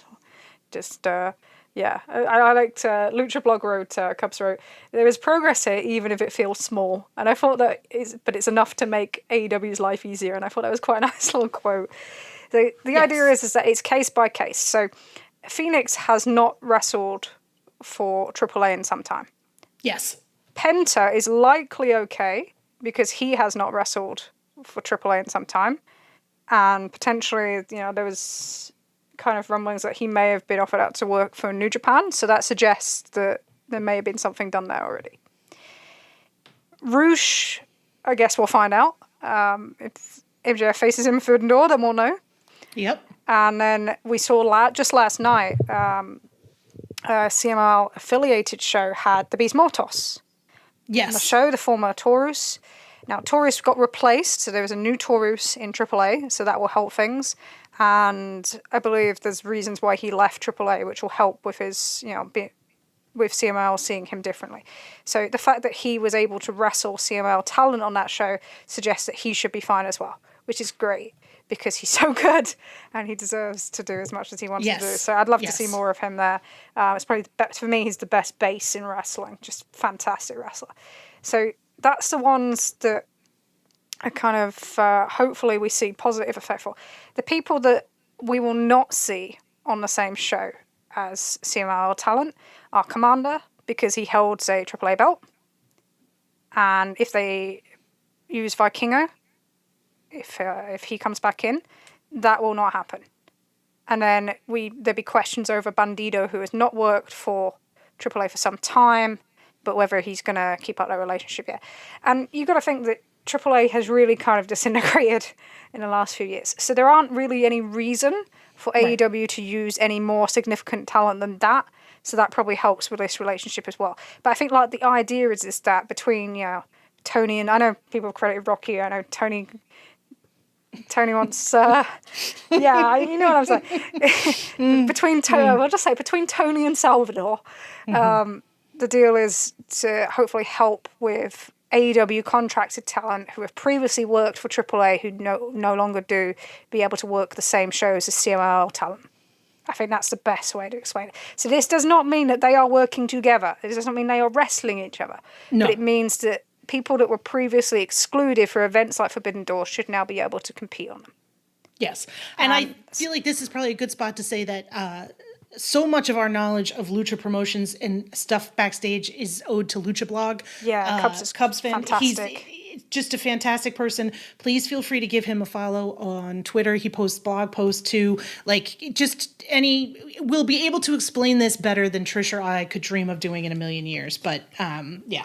There is, honestly, if you read the blog posts on a Monday and a Friday, you will just get so much look into Lucha Libre, and it will just help your knowledge of everything that's happening, because the amount of context that he's able to provide, the amount of knowledge is better than anybody else. So yeah, it's worth your while, especially in the last few weeks. I think it's been really, really helpful. Yes. So yeah, absolutely. Just before we go on to questions, we got a few this week, and they're quite searching, so we'll leave some time. This week is also Clash at the Castle coming up. In Glasgow, where SmackDown, with still a few thousand tickets left to sell, some at reasonable prices, actually. Suddenly reasonable prices. Well, yeah, Clash at the Castle's dropped from their floor tickets pretty much by half to 20 to 75% in some cases. So you've got a floor that went from 600 to 1,200 and maybe upwards, and now we're starting at £303, which is still big. But still fucking insane. Of course it is, but that was exactly what they're selling. They were selling the 300s for at the very start. So people that bought their tickets in the 300s, someone can now go on the floor and get the same ticket, which we saw how that did with Collision's tickets last year and Dynamite, and how that's now impacted, I think. And I know WrestleTix made that point this week, but I think we absolutely agree, it impacted their sales this week, this year, in terms of how people feel valued. So it'll be interesting to see how that works out. But they're still not sold out shows. We'll see what the push is like for that and what that ends up at. They're running SmackDown against the first night of Scotland in the European Football Championships for the first time in donkey's years, which is some interesting planning. So we'll see how that goes. So that's the major kind of WWE show. And what I do think will be interesting to see is if we see any press release for Clash at the Castle from Peacock. Yeah. So we did not get one for either of the last two. We didn't get one for the Saudi show or for Backlash. Yep. And I think that's more interesting because we now know that the likelihood with all the press releases, something we've known for a month or so now, that NBA is going to Comcast. And they are saying that they are going to broadcast 50% of the games that they are given on Peacock. And does that now mean there is less reliance on WWE pay-per-views going into their contract year, where I know a lot of people expect it to go to Netflix and become one part of everything.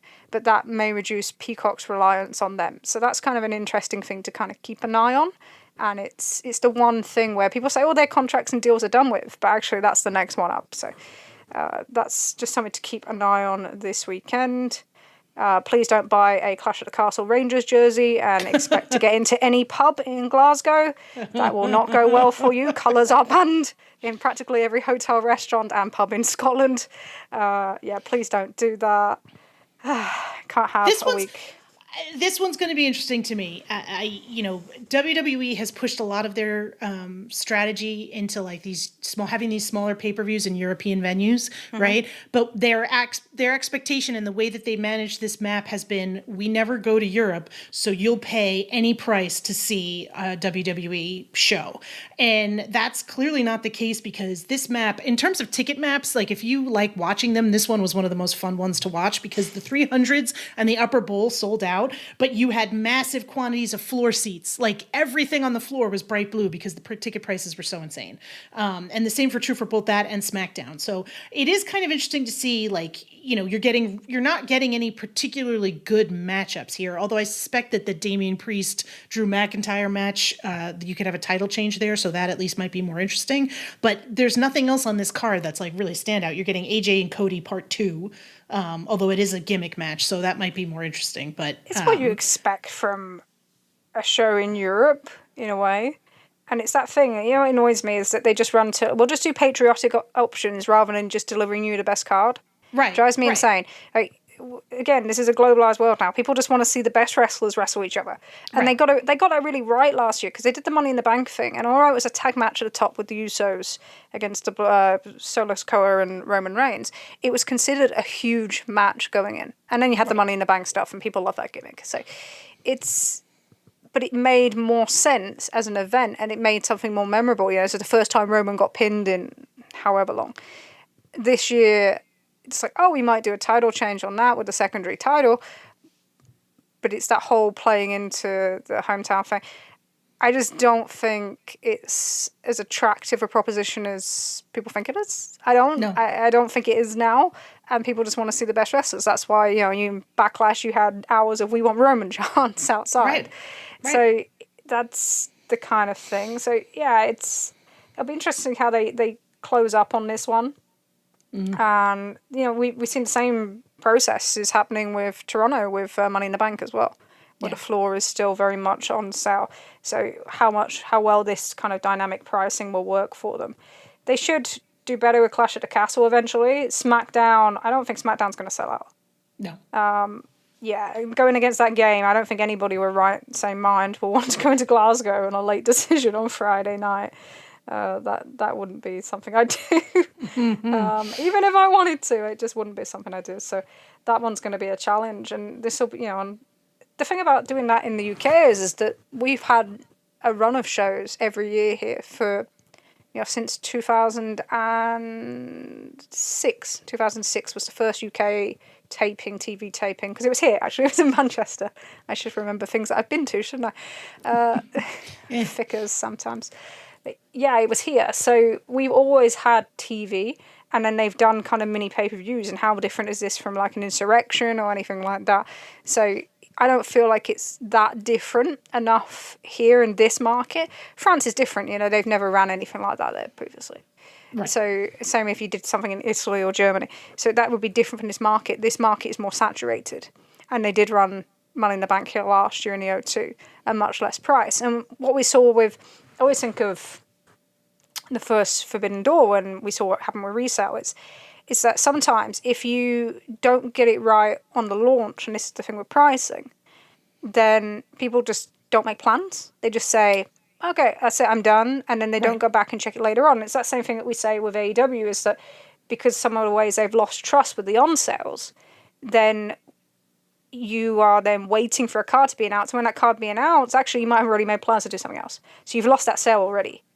So we'll see how that impacts them this week. But yeah, it's an interesting one to watch, keep an eye on. Half of Europe's going to just be watching football for the next month, so they're not going to know But yeah, that's not going to make too many headlines with Scotland playing Germany that week. So yeah, interesting timing. If you think something's going to make huge changes in the market, that's how not to do it. So should we do some questions? Because I'm rambling now. I do think we should mention, and this is something that got brought up probably more at the beginning of last week after we taped, but So we did get confirmation through the court system and the legal system that the Southern District of New York is still investigating Vince McMahon and the WWE for sex trafficking. The feds, I guess is the best way to describe them, asked Janelle Grant to pause her lawsuit for 6 months because they felt that it was going to potentially get in the way of the work they're doing on the criminal case. And so she agreed, and there were legal filings made in the case that essentially sort of put it off until the beginning of 2025. But it was, if nothing else, it gave us the first solid information we've had since the Wall Street Journal article that told us that Vince's house had been raided and that there was a criminal investigation ongoing, that the criminal investigation is still ongoing. And while that doesn't guarantee that there will be any criminal charges filed, it is certainly more information than we've had. So that's kind of a pretty big one and something to keep an eye on. But we likely will not get any more information on that until criminal charges are filed. Yeah, we've got a 6-month window now. Yeah. So we'll see how that goes. And it makes sense for Grant's team to completely abide by it, because anything that comes out in criminal case can then be used in their case. So yeah, it was a huge moment, and it meant that all these people that want to move on, whether it's WWE, whether it's INIS, they can't now. They have to wait and find out what happens, and then you have to deal with that accordingly. So there's no kind of just moving it to arbitration and everything's outside our mind. So it was a huge thing that caught a few of us by surprise, isn't it? I think it was definitely something that was not surprising. Yeah. And probably also we should bring up briefly the news that came out last night that from PW Insider that Ricochet is potentially finishing up his contract with WWE. Although there was some follow-up this morning from Dave Meltzer that the talks are still ongoing. But that to me felt a little bit more like a public relations salve than anything else. So there's going to be a lot of people coming up now. Yeah. From both sides. Yeah. Especially, and AEW especially, there's a lot of deals that were signed that 5 years that will be up, and there's a lot of people that were signed that for a shorter period of time that are up this summer. And, that roster needs to be cut. Yes. There's no way you can get around that. There's not the opportunities for everybody, and it's not fair to keep people on that you aren't using. So you make them decisions. And it's the same with the other way. Ricochet, someone like Ricochet, I could see him easily going to AEW if the option was there, if it would all work out, and they want him because it's a PR win. We've had a lot of feeling, especially in the last few weeks. You've seen with the Ethan Page stuff going to NXT, and whilst I don't think Ethan Page was ever going to develop into anything massive in AEW, it's being seen as somebody choosing to go there, and you get that positive momentum. And AEW fed off that. They fed off that quite well from 2019 to 2022. Caused them more problems than good, and you could argue, but they fed off that. They did. Especially with Bryan Danielson and Adam Cole. So that's how it kind of feeds in. So at the moment, you feel like this other momentum's going the other way, and they're benefiting from that, and you can see that in NXT's numbers. So they'll want that for the PR win. Yeah. And you're probably not going to get someone like a Becky Lynch or anyone like that. So, no. I don't think Chad Gable's making a move either. No, to be honest with you, I was surprised at Ricochet completely. To be honest with you, I thought, from my perspective, a lot of this has felt like WWE PR stuff, right? Like we haven't been able to get an actual free agent, so we'll tell you that our current stars who are planning on re-signing are not necessarily 100% that they're going to re-sign, and now we've got a PR victory, which is fine. Well, they might get Herculeo. Sorry, mate. You popped yourself with that one. Yeah, I'm sorry. But people, we talked about this in our last episode, 2 episodes ago. People are going to move. People are going to move. Let them. Good for them. Go. And I don't mean that in like a sarcastic, nasty way. I genuinely mean it. Like if you feel like you're not doing good in your job and you feel like you have a greater opportunity in your job at another job, then go. We should all be excited for that. Yeah, and who knows with Ricochet? He does have friends in AEW. There are people that will pull for him. It might be that he stays where he is. It's just you have that choice, and that was what was always important about AEW from a very basic standpoint, is that you have someone else helping to raise the income bar in these two major companies. Yes. And without having that monopoly, which means everyone earns more and everyone has more choice in terms of freedom, in terms of what they want to do. Yes. It has become, not entirely, but it has become more worker-friendly as an industry through this invention. So, yeah, we'll see. I'll believe it when I see it. It's like the Bryan Danielson thing all over again. It's just how it is. And we'll see how that kind of fits in to play. But yeah, we are going to see movement this summer. Absolutely. We're going to see movement. And people should be kind of prepared for that. It's normal. It's natural. It's normal. It will help it's natural. people progress. It's better for us as viewers because we get new matchups and new interesting storylines and new people thrown in. And again, as long as we don't end up in a situation where, nobody wants to do a job. Yeah, well, we've talked a lot about some of the issues kind of plaguing New Japan and AEW around stagnation. We started off talking about kind of Moxley and kind of trying to avoid that with him. So, yeah, that's something you kind of have to battle, and that means movement is healthy.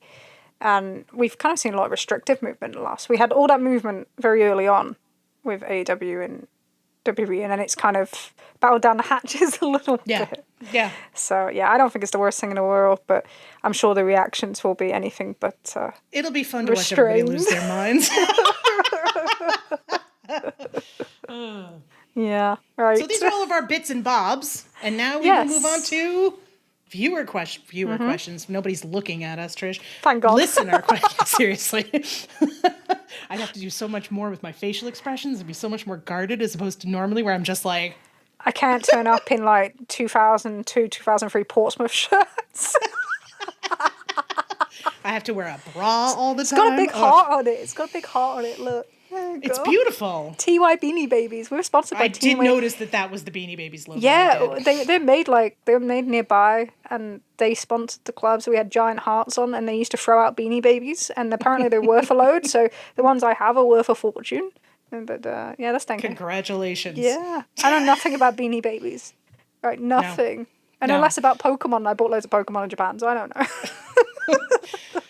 Remember when we were never going to do banter? We're going to be completely serious podcasts, so we take them seriously. Yeah, that wasn't that like our whole thing. Yeah. We didn't want to ever do banter. All right, so we have to stop doing banter. All right. Questions. What are we? Huh? What are we now? Fucking freaks is what we are. I'm just a Naito nerd. That's all I am now, apparently. Now? I mean, I feel like it's been that way for a while. Oh, you saw me misbehave. You saw me misbehave last year, so I can't get away with this, can I? Please, you rolled up to breakfast in an LIJ jacket and a Naito t-shirt. Did I? Oh yeah, I did. I love that jacket. It's a great jacket. I'm jealous of it. I got a Hiromu one as well. Yeah. Nice. Anyway, right. Sorry. All right. Serious. Producer Leah's going to kill us. Okay. So our first question is from our listener, Branovan Candia. Hello, Branovan. Nice to hear from you. And the question is, what do you guys think of the idea that current wrestling is more about storylines about love rather than ones about hate as they were in the past? Do you think this is true? Do you have a preference? Thank you for answering. Oh, am I doing this one first? Yes! You go first. I think there's always been themes of love and hate, but I think the balance has moved. So I think we're more open about stories about love being involved in wrestling, and it not just being some sort of cartoon movie type, and things being complex and difficult, and the relationship between characters is more important than it ever was. Yes. And we don't just want to see somebody win, we want to see how they react to something, we want to see how they interact with people. And they seem to make us feel, and some of this is the more recognition of the female fan base. And I think that's where New Japan and, the Golden Lovers story even the relationship, you look at the relationship between the people in LIJ, that played into the kind of things that fan base really wanted to be invested in. And it was a recognition that this isn't just a male 35 to 49 fan base that wants to see everything as complete sport. I'm going to get so much stick for this. Well, this is where we... Go ahead, go finish your thought. I'm interrupting your thought. Yeah, no, but that's what it is. So, and now we've seen that kind of transcend across into American wrestling on a more consistent basis. And so I don't feel like one is kind of better than the other.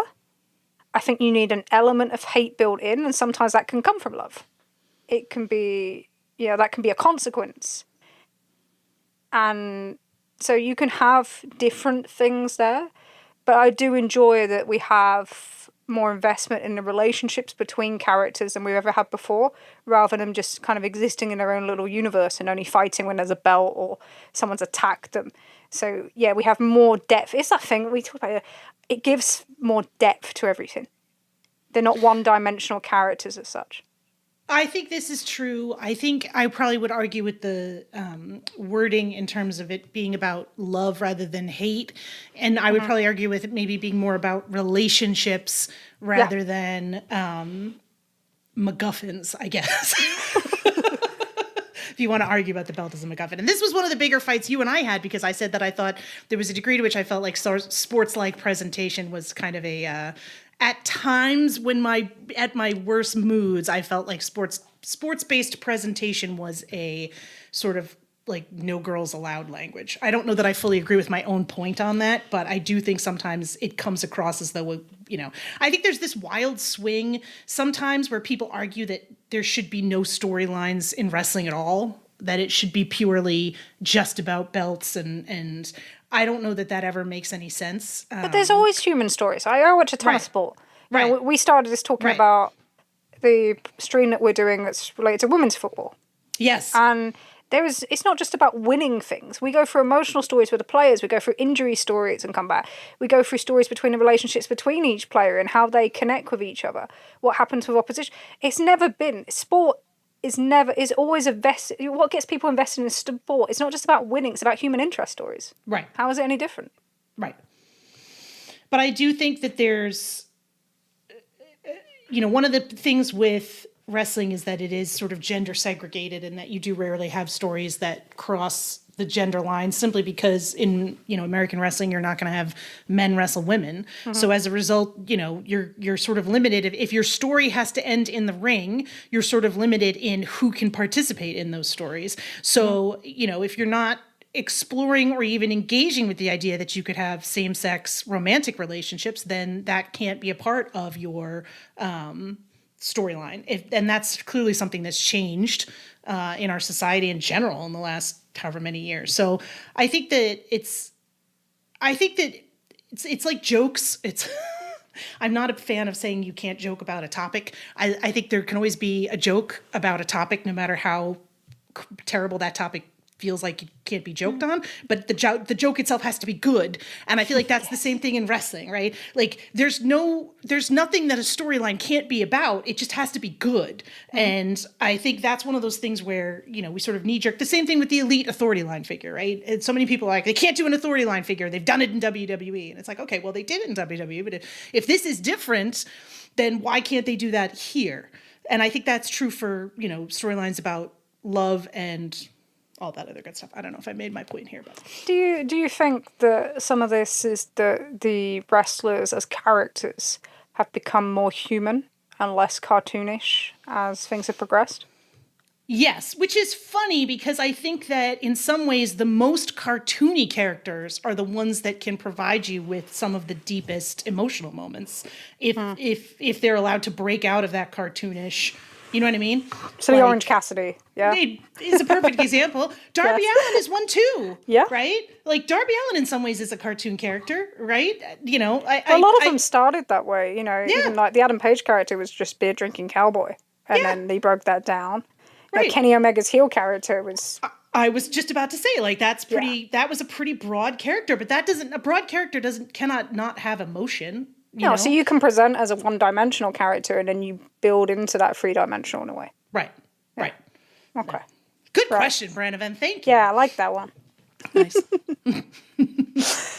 I've had too much Lucasade today. Psychopath. This is what happens when I get up to watch Dominion. Like, 8 is early. Alright, okay, next question. Okay, this is from Harrison Farrow. So, Trish and Sarah, for your next episode, can you indulge me and let the world know how bad the current production is for AEW, please? Everything is so dimly lit these days. Oh. I'm going to start. This is a tough one. I probably struggle with this. I tend not to notice some of the lighting. Once we got this question from Harrison, I was like, oh, it is dimly lit, isn't it? It's there. Let me put it this way. There are things about production and stuff that bother me. So I'm not certainly going to say that this is a ridiculous thing that it wouldn't bother me, but it's not something I've necessarily noticed. I know that it's a thing that people talk about when they talk about the look of the show and the lighting and how things were different when it started. And then they tried to go back to that. And then you also talk about like the similar stuff with the tunnels and how excited we were that the tunnels were back. I would say that, yes, the show is very dimly lit. I don't disagree with that. I wonder how much of that is them attempting to cover for fewer people in the buildings. Let's be honest. That's certainly a factor. Trying to make sure that the lighting is interesting, but also, covering what it needs to cover. I do think that for all that people shit on the production, I do think that they have done a lot more interesting types of shots, and the ways that they framed the action has been more interesting, and not interesting in a way that detracts from the wrestling that I'm watching. Like I don't usually stop watching the wrestling and go, oh wow, look at this cool angle. It's more like later if I'm watching it again, I'm like, oh, that was a neat way to frame that, And I think that's also important because I never want to be taken out of. I know this is a big thing that's come up recently with a lot of the drone shots and the single shots that they've been doing. Oh boy. In WWE that everyone is like, no one who's ever seen a movie before in their lives is really excited about. But like for me, I want to watch the wrestling and I don't want to be thinking about the camera angles. But I don't disagree with you that it is more dimly lit in some ways than it has been previous. I don't think it's as vibrant. So you think about when they did the anniversary, not the anniversary, 200th episode in Tampa last year. Yes. And they lit the building up like it would have been at the start, and it just looked so much more vibrant, gave it so much more energy.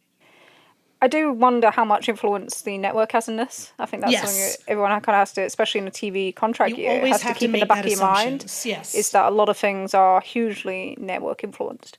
So it could have a huge role in this. Would I like to see it be more bright? Absolutely. I do think it affects the atmosphere, but again, you've got to get people in the buildings, and we've talked through the recent episodes, all the kind of things that sit behind that. If you did have more people in the buildings, or the buildings on that side are full, then please, I'd love them to light up. I would. I'd love it to be more vibrant and more bright, and I do think that helps production elsewhere. So yeah, absolutely. Yeah, I hate it. I hate it I hate some of them kind of elements in terms of the lighting. I do agree with you that a lot of the production shots have been stronger. There's been the odd weird thing, like why are you shaking that? Why are you doing that? Stop that.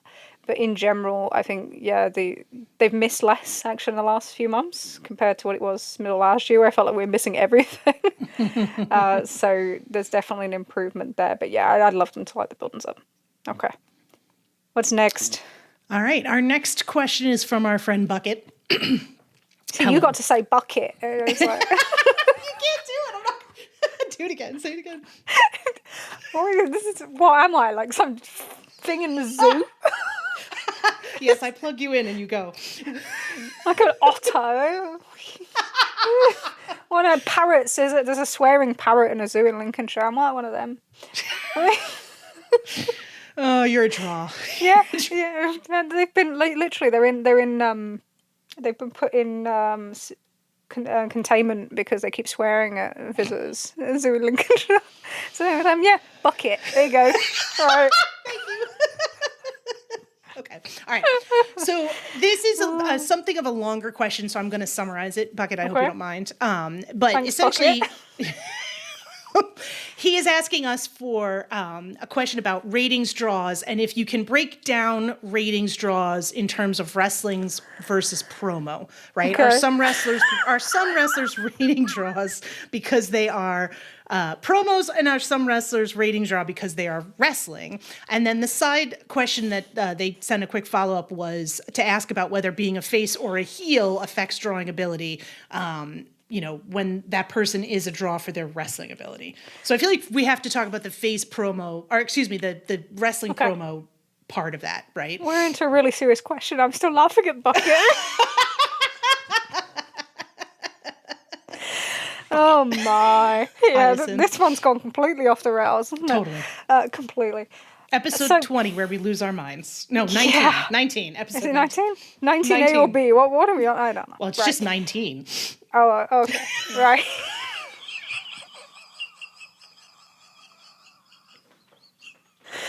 I don't know if Leah's going to edit this podcast.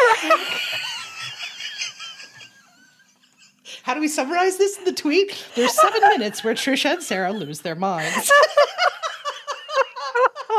Right, okay. So okay, focus. In terms of promo and match, I think it's wrestler specific. Yeah. So someone like Kenny Omega, for example, he's always going to draw more in a huge match than he is in a promo. Yes. However, there's a disclaimer, so it gets difficult. If you have something in a hot program that's building, then promo segments will do massive. So like he did with the Kenny Hangman segments. Yes, they the were contract huge. signing. Yeah, the contract signing even go back to, the first few segments that they did when it was doing like 19% and 1.2 million and all these crazy numbers. So if you are building a program, the segments between the big individuals in the program will draw as a promo. Individual promos are harder to draw with. That's where you're looking at your people that are specialized who are really good at promos. So someone like MJF, for example, in general, in his history, has drawn bigger numbers with promos than he has with matches. So you look at the Chris Jericho program, a lot of the promos there were really strong, or when Jericho's wrestling and he's on commentary, he's doing that bit, he's doing the talking, that's a bigger influence. When they came to the TV match, he didn't do so well. So it just depends on what the kind of attraction is to the wrestler and what their kind of signature card is, I guess. And the idea is that you want somebody that's able to do both. So we always go back to Moxley. He's a really good example of this. So Moxley's a crossover. So he can deliver those big promos with them big numbers. And he will deliver that with another opponent of the same level, even more so. But also when he has his key matches, whether you think about it last year, we talked about the cage match with Kenny. That will do a huge number as well. So he's great because he can deliver both. And that's kind of where you want to get to, but you're never always going to have that. So you are going to have some people that are just kind of match specific and some people that are more kind of about promo. So it's just about how people recognize your IP and respond to that, and then how things are set up. So if you're building to something with promos, they can be huge. And then the best idea is that you can then follow up with a huge match. Excellent answer. Well, yeah, once I actually became an adult again, yes. In terms of face versus heel, so although we are in an era where heels can really draw, you need a chasing babyface. So there is always more money in being a successful chasing babyface, even in this day and age. And we've seen that in AEW. Yes. So that is where the money is. But there is nothing wrong with being that heel obstacle for them to overcome. Because the bigger obstacle you are, and the more somebody wants to see you get beat, the bigger money you're making with that babyface. So in a way, it's like a team. So you want to be that obstacle, that thing that they're chasing, and then you want that person to get hot off the back of that and to be able to chase you. That's where the money is. So you need both. You need both. And it's different now because in the past, heels wouldn't sell t-shirts at all.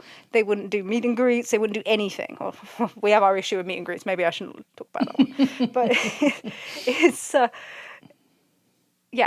different now. So they have more persona. They aren't just an obstacle pick, and that makes them draws in their own right sometimes, in a way that they were not unable to be, 20, 30 years ago in some cases.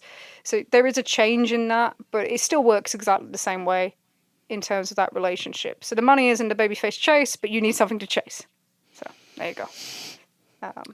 Well, this ties in nicely to our next question which is from Odiana, who is asking a question about faces versus heels and wrestling tropes with faces versus heels.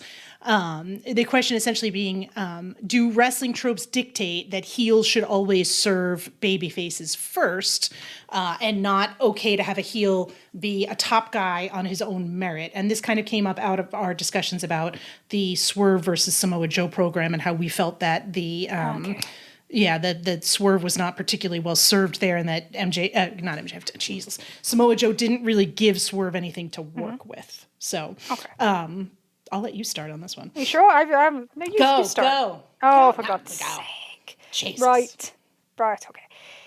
So in the case of Joe and Swerve, it was about range. So Joe is more of a very one-dimensional character. Yes. And in some ways, he has many babyface mannerisms. So there wasn't the range that Swerve had to work with when he worked with Adam Page, who was a much more kind of adaptable wrestler, shall we say. He can adapt around someone. In terms of the heel, so I think this depends on what moment you are in. You can have a top heel. So say if we talk a champion, right? Because we're talking about someone who was a champion. So in the start of their program, in the middle of their reign, you can have a top heel. When you get to the end, you want that top heel to either be an obstacle, or you want them to be like a blood feud or something, very emotional connection to that babyface. At that point, so Kenny's really good for this. When you get to that point, so Kenny has his reign, he establishes it, he's the belt collector, he does all the interference stuff. So you've established all them things that babyface has to overcome. He's the top guy as a heel. He's the top guy in the company. He's the champion. He's the focus of the company by the time the babyface starts to chase him. And then when the babyface chases him, he then becomes about making that babyface journey. It stops being about him at that point. So you can be a top heel, you can be the leader of a company as a top heel, but as soon as it gets to that chase, you do everything to make sure that babyface chasing you is getting the reaction that you intended. That's the way I see it, so... yeah. No, I think that's good. I think that from my perspective, I would probably say that you can have, if the as we just talked about, if the money is in the chase, if the draw is the babyface overcoming something, then the babyface essentially has to win. But it doesn't necessarily mean that the babyface has to win the program with the heel. I think you can have, like Trish said, top heels being victorious, but eventually that heel needs to get his or her comeuppance, and that's part of it. So, there's in a way you actually can be more successful with a heel on top than you can a babyface as champion. Sure. Because as a babyface champion, you've got that celebration that they've reached that milestone, but people get bored very quickly. Right. And then they're always We're looking seeing that with Cody next. right now. Exactly. Yeah. You're going to see that. That's just the nature, and that's why they talk about Naito is always tends to be on the chase, because people want to see him chase. They see him champion. It's like, great, we've had that moment, but now we're like, what do we want next? It's that emotion, because you want that emotional feel-good moment at the end. That is that thing that we crave in a way with these journeys. Right. But I think it's even more important that we go on these journeys with people. That doesn't necessarily have to be a face thing either. So right. I want to see, how did that person, and this is the whole, what we look into, I guess, bad guy kind of evolution stories, whether it be like in modern media, so whether like the Joker or, we talked earlier about Marvel with like Loki and Thanos, is you want to see how these people ended up in the position they are. I mean, this was a great thing with Omega, wasn't it? We saw him going insane, that he could not obtain this himself. So then he had to get someone else to do it. And then his insecurities played into his downfall. So you can tell great stories with a heel now at top, and then that really helps you. It's that one-dimensional, three-dimensional thing again. Yes. I really like that you can do that now in a way that you previously couldn't. But when it comes to that end, you just have to give that baby face as much as possible. Yeah, the thing with Joe, it's difficult because they had a very short time period, and it followed a program that was stronger, with more personalities, more input, and more things to Swerve to work around. So that's kind of a unique example in a way, where there was a lot of things working against him from circumstance. Yep. That it makes it like kind of difficult, and it wasn't, that style mesh probably wasn't as strong as we wanted it to be. But that's why. And some people just don't have chemistry. No, they just don't. It just happens, and sometimes it can surprise you. You know? Yes. Sometimes you have somebody who you think is going to have chemistry with everyone, and then they meet someone you're just like, there's nothing here. They just, there's nothing for them to work with each other on. Yeah, and sometimes you'll get the opposite way. You won't see Yep. anything coming. I always think of Tai Chi and Kota Ibushi in the 2020 G1, where everyone's just like, yeah, Tai Chi match, yeah. And then they just go and kick the shit out of each other. They just kick each other for like 20 minutes, and it's the most brilliant thing you've ever seen. And you never would have saw that coming. Never in my life. So I love surprises like that, because things like that, it's just like, oh, shit, okay, cool. This is great. So, yeah, you do get that as well. But I think that's the definition. We talked a lot about faces and heels, because we don't have any fucking heels, so we keep talking about heels.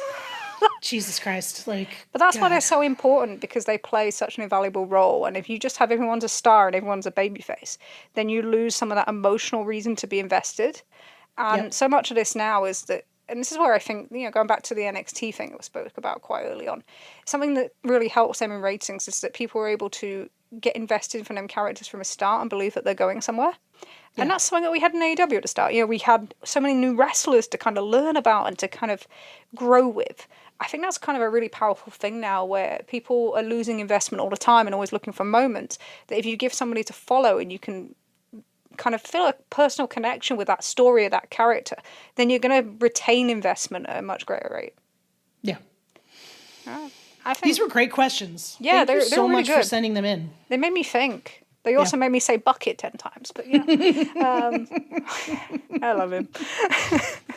He'll get such a kick out of it too. Never mind. Right. Is that it? Is that all the questions? That's we have exhausted our notes. Is there anything else you'd like to discuss, Trish? I think I've said enough for one day, and I think I should go back at looking at planes. You don't want to deconstruct MJF's promo from Wednesday night? Oh, Max. I'd love to see some kind of character development where if he's going to play the anti-hero, where everything that's happened to him actually comes back and he realizes that he has to deal with it. I think that'd be really cool. Whether He's we better will or than not. this. Yeah, He's whether better than we this. see It's that or not. frustrating. I don't want to see 2010 Triple H. I've seen it. You've gone from 2002 Triple H and you return to this. I don't need to see that. Stop reciting people's Wikipedia pages at me. Like it just hurts baby faces as well. I always think about, when I think about Triple H, when I think on the key things with John Cena and what happened with him and the kind of double-sided response, was I can still think of the line from WrestleMania 22, Bill, where he says, excuse me if your best move is pumping up your Reeboks. It sticks in my head, right?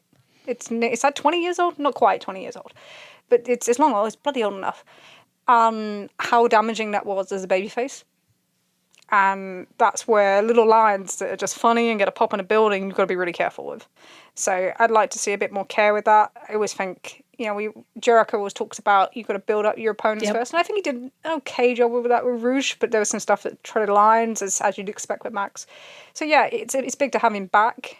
I hope that we see some character development. And it'll be interesting to see how he merges in. I think we're all quite interested to see that, especially based on the last few months. I thought, he's very clever. He picked a very clever week. He picked a clever quarter. No ad break. Didn't quite get the lead in that it did last week, but it's a really difficult quarter to judge because there's not that many comparable. No. So it did better than a lot of the quarters that came in below that. Was it the biggest quarter to Q1s of the year? No, it wasn't. It was kind of, I think it was 10th.